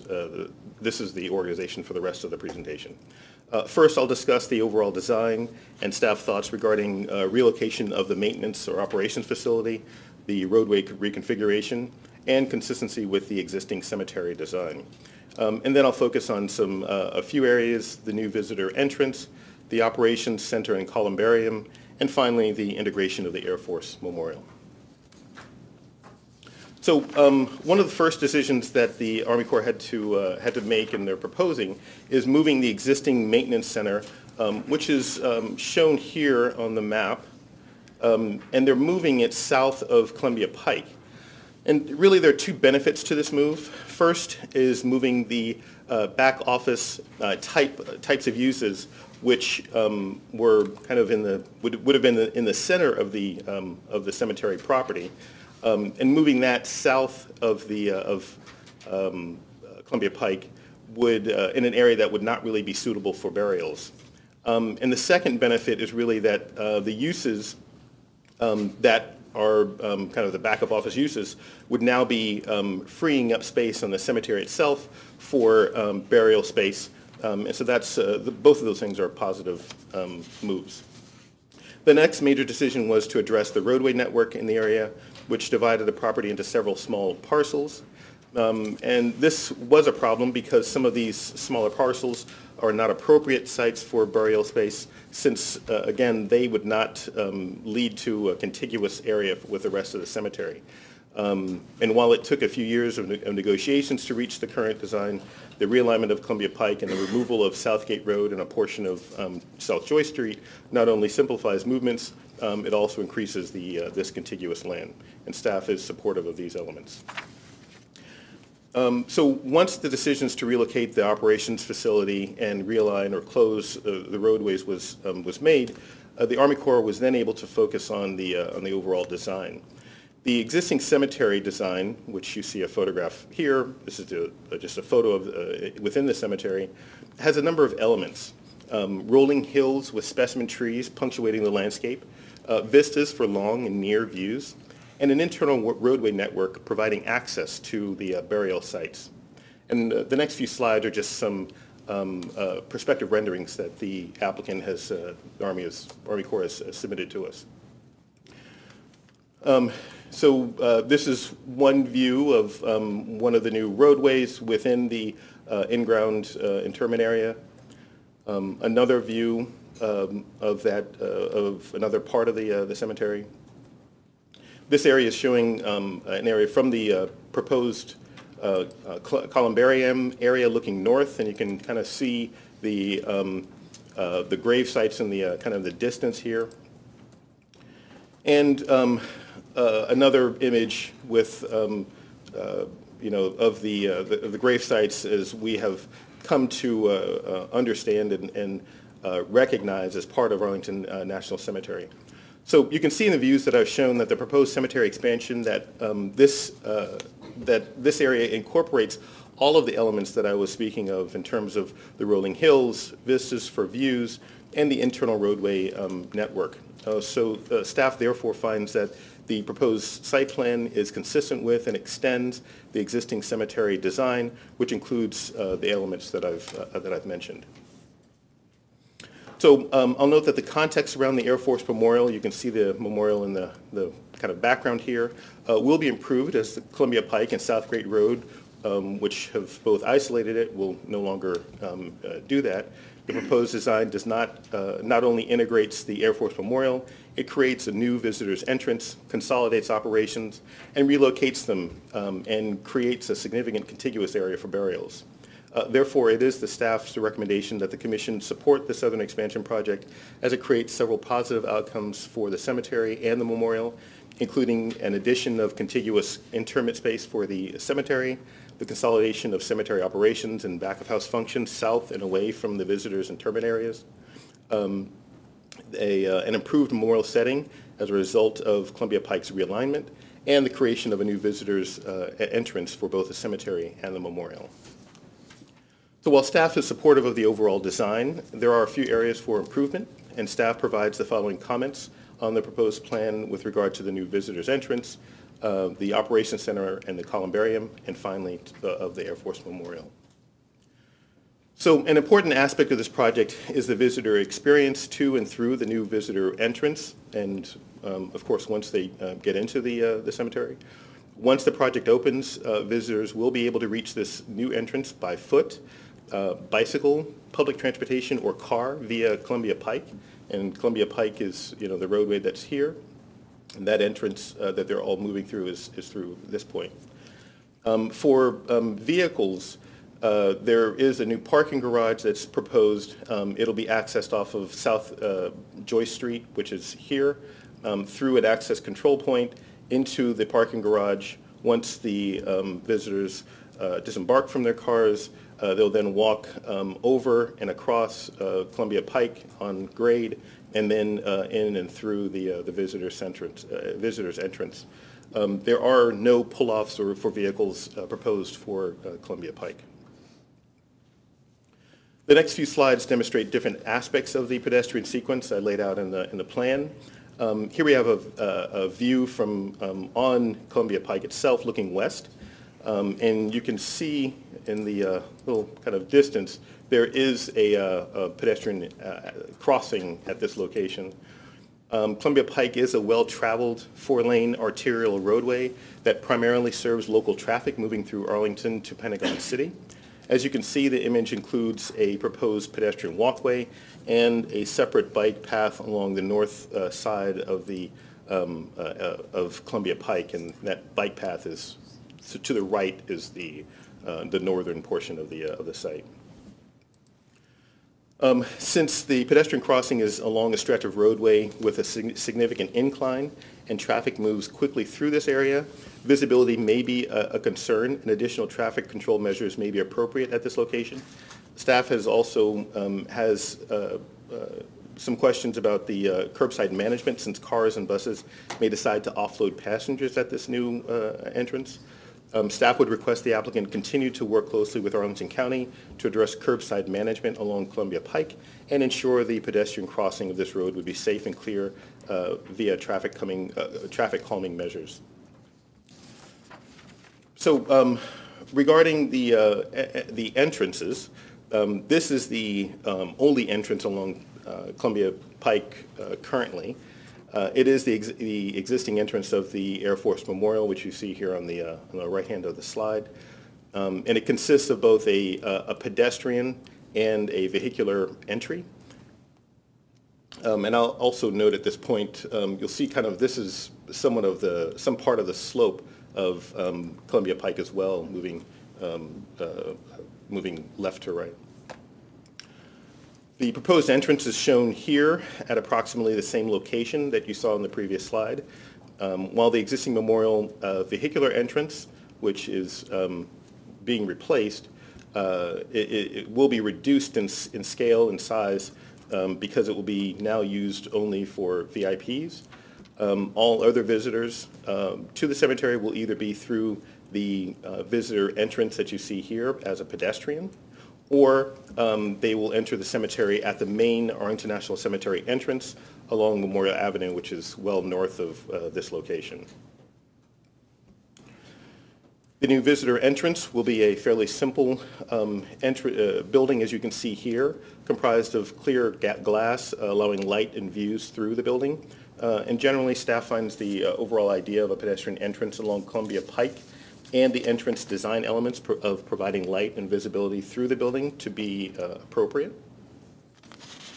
Continuing through this new visitor entrance, a main pathway with canopy trees is visible here, and there are intersections of pathways that are included here as well. To the east of this entrance is the Air Force Memorial entrance, which is shown here, and west of this area over here is the new columbarium area. Staff believes that further design development is necessary to help orient visitors upon exiting this new entry area. Staff notes that the proposed new entrance proposed new visitors entrance does not include a plaza area on the north side to orient visitors upon their arrival to the cemetery or memorial. And staff believes visual clues integrated into the design will help guide pedestrians to their destinations, either the columbarium, the memorial, or visiting an in-ground burial space. And since this new access point is an important element, staff recommends that the Army Corps create either a design element or wayfinding or both that helps to provide a sense of arrival and guidance for visitors to either the cemetery or the memorial. In addition to the pedestrian sequence I noted in the past few slides, I also wanted to point out improvements for the new access control point, which is this area here to the left of the screen, which consists of a guard booth for cars and a separate screening area for vehicles traveling to the operations center. While the proposed parking garage, which you can kind of see in a piece of it here, has been integrated into the sloping topography to reduce its overall mass and bulk, the access control point is utilitarian and not very welcoming for visitors. And so staff recommends the applicant either integrate the access control point into the topography more or more closely associate the building with the architecture or the rest of the cemetery. The next issue I'll discuss pertains to several new structures or areas, namely the operations center and the new columbarium. And staff is really, I'm pointing these things out because together these two issues really deal with, there's a topographic issue for both of these sites. So while this is the view from Washington Boulevard, which is actually south of Columbia Pike, and this is, you're really looking at the operations center here. The view from Columbia Pike is, it does include several structures, including a new two-story operations office building that may be visible from that roadway. This is a section, and to orient you, I know this is new for you, but Washington Boulevard is actually on the right-hand portion of this slide. The new operations center is in kind of the center, and then Columbia Pike is to the left of this slide.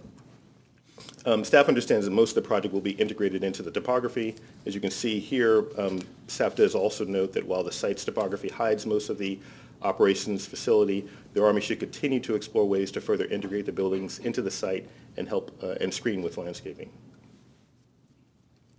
The other issue staff is raising concerns the columbarium. In order to integrate the columbarium with the existing memorial, the Army Corps will have to address an existing topographic issue. Staff understands that earth removal is necessary for the areas north of Columbia Pike. So all of this area is at a higher elevation than the memorial itself. And the drawing that we have that kind of shows us this is here. And again, I know this is a little bit disorienting, but the Air Force Memorial is this area here, and this is the height and an area that's the southern expansion where the columbarium is. So you can see the height of the land area that needs to be removed to provide that. And staff is interested in understanding the proposed topographic changes around the columbarium and around the memorial, and is requesting additional drawings to demonstrate this further. And we're requesting that the Army Corps develop site sections through the columbarium area, both east, west, and north-south, to understand the grade changes in this area more fully. In addition, sections through the in-ground burial areas and through the Air Force Memorial would also be helpful to more fully understand this project. And finally, the integration of the Air Force Memorial is an important aspect of the proposal, and I have already mentioned some elements talking about this. Staff is supportive of the memorial integration because keeping the memorial separate from the cemetery would have required the construction of a new fence or wall around the perimeter of the memorial, which seemed to be unnecessary to staff.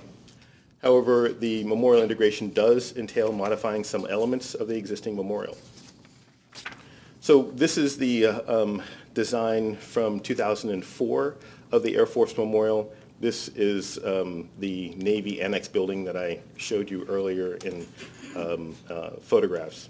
And the Air Force Memorial is, of course, here. The current design is shown here. It'll remove things like the turnaround and a good portion of the driveway that's shown here. There's also, because of this memorial integration, several elements need to be continue to be rethought, including the entry area, since it's being reduced in scale, and the existing edges of the memorial to the east because of the in-ground burial sites, and to the north.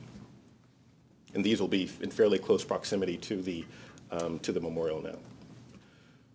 So here's the existing the existing driveway for the memorial, and you're looking towards Columbia Pike, which is in this area. This is a proposed new the proposed view showing what the same from the same vantage point, and this is what it would look like when it's complete. It will be reduced in size. The gate for the VIPs is here, and then the driveway is really, we're kind of standing on it. And then there's some hedgerow to the west of that. This is a reciprocal view from Columbia Pike. I showed this a little earlier in the presentation. And staff just notes that the VIP entrance from Columbia Pike will remain, but will have limited use. And also recommends that the U.S. Army Corps further develop plans to reduce the prominence of the vehicular gate and demonstrate how the driveway can serve as a pedestrian area when not used for vehicles. And finally, I'll note that the memorial will be in very close proximity to the in-ground burial sites. And since the memorial and the cemetery are both experiences as places of honor and reverence, these do seem to be compatible uses. But I'll note that there are some areas where further refinement is necessary. This is a retaining wall for the overlook for the memorial, the Air Force Memorial, and it's fairly in close proximity to these the burial sites, and there should be more care taken and to help soften those edges.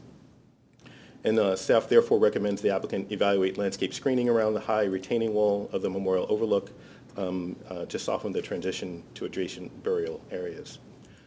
So with that, here's the Executive Director's recommendation, which I've already kind of gone over, and in the interest of time, I will not repeat. That concludes my presentation, and I'm available to answer any questions. There are representatives here from the Army Corps and the Arlington National Cemetery if you have further questions for them. Thank you. Thank you very much, Mr. Hart. We have one person who has signed up to speak, Ms. Pamela Van Hine. Welcome, Ms. Van Hine. As an individual, you have 3 minutes to speak, so thank you. I'll try to speak quickly.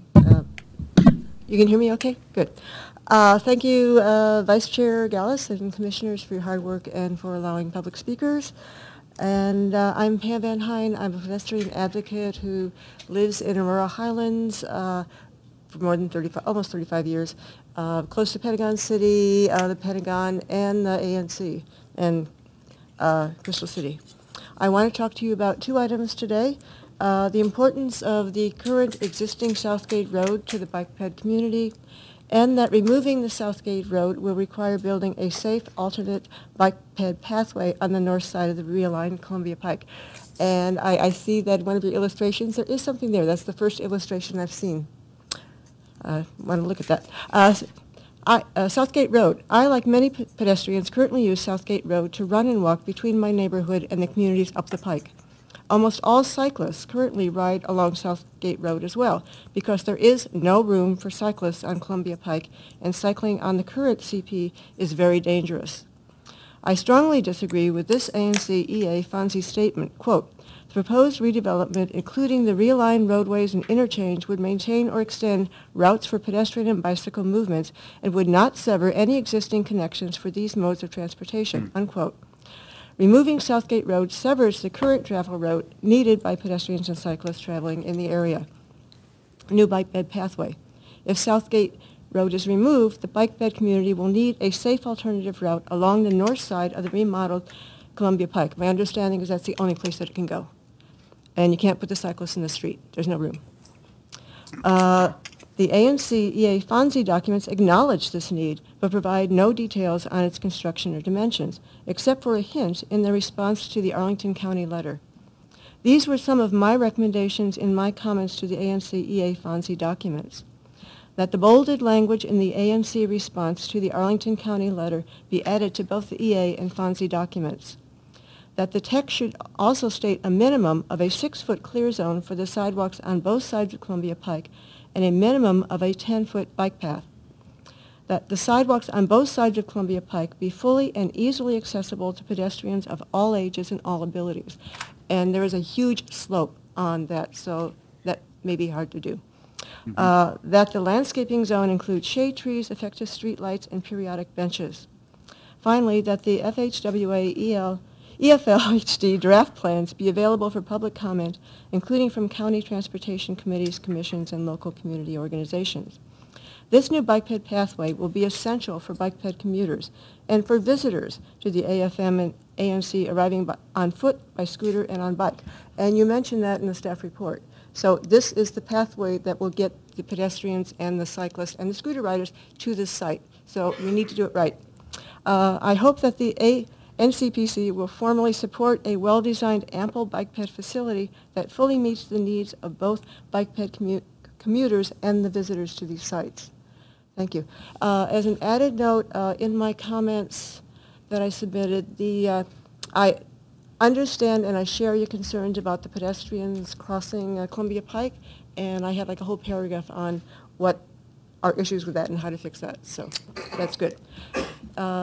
Any questions? Thank you. Thank you, Ms. Van Hine. I have a question, and maybe for Mr. Hart. So does this image address the bike and pedestrian pathway that Ms. Van Hine is requesting be addressed? What I'd like to do is to ask Mr. Greg Schwederman, who's from HNTB, their consultant, to come to respond to this. The particulars, I know that this image shows a bike path. I don't know the width of there, so I think it's probably easier for him to answer that. Thank you. We did get some really good... Please state your name, but thank you. Greg Schwederman with HNTB. We're the AE on the design side, supporting the Corps of Engineers in Arlington National Cemetery.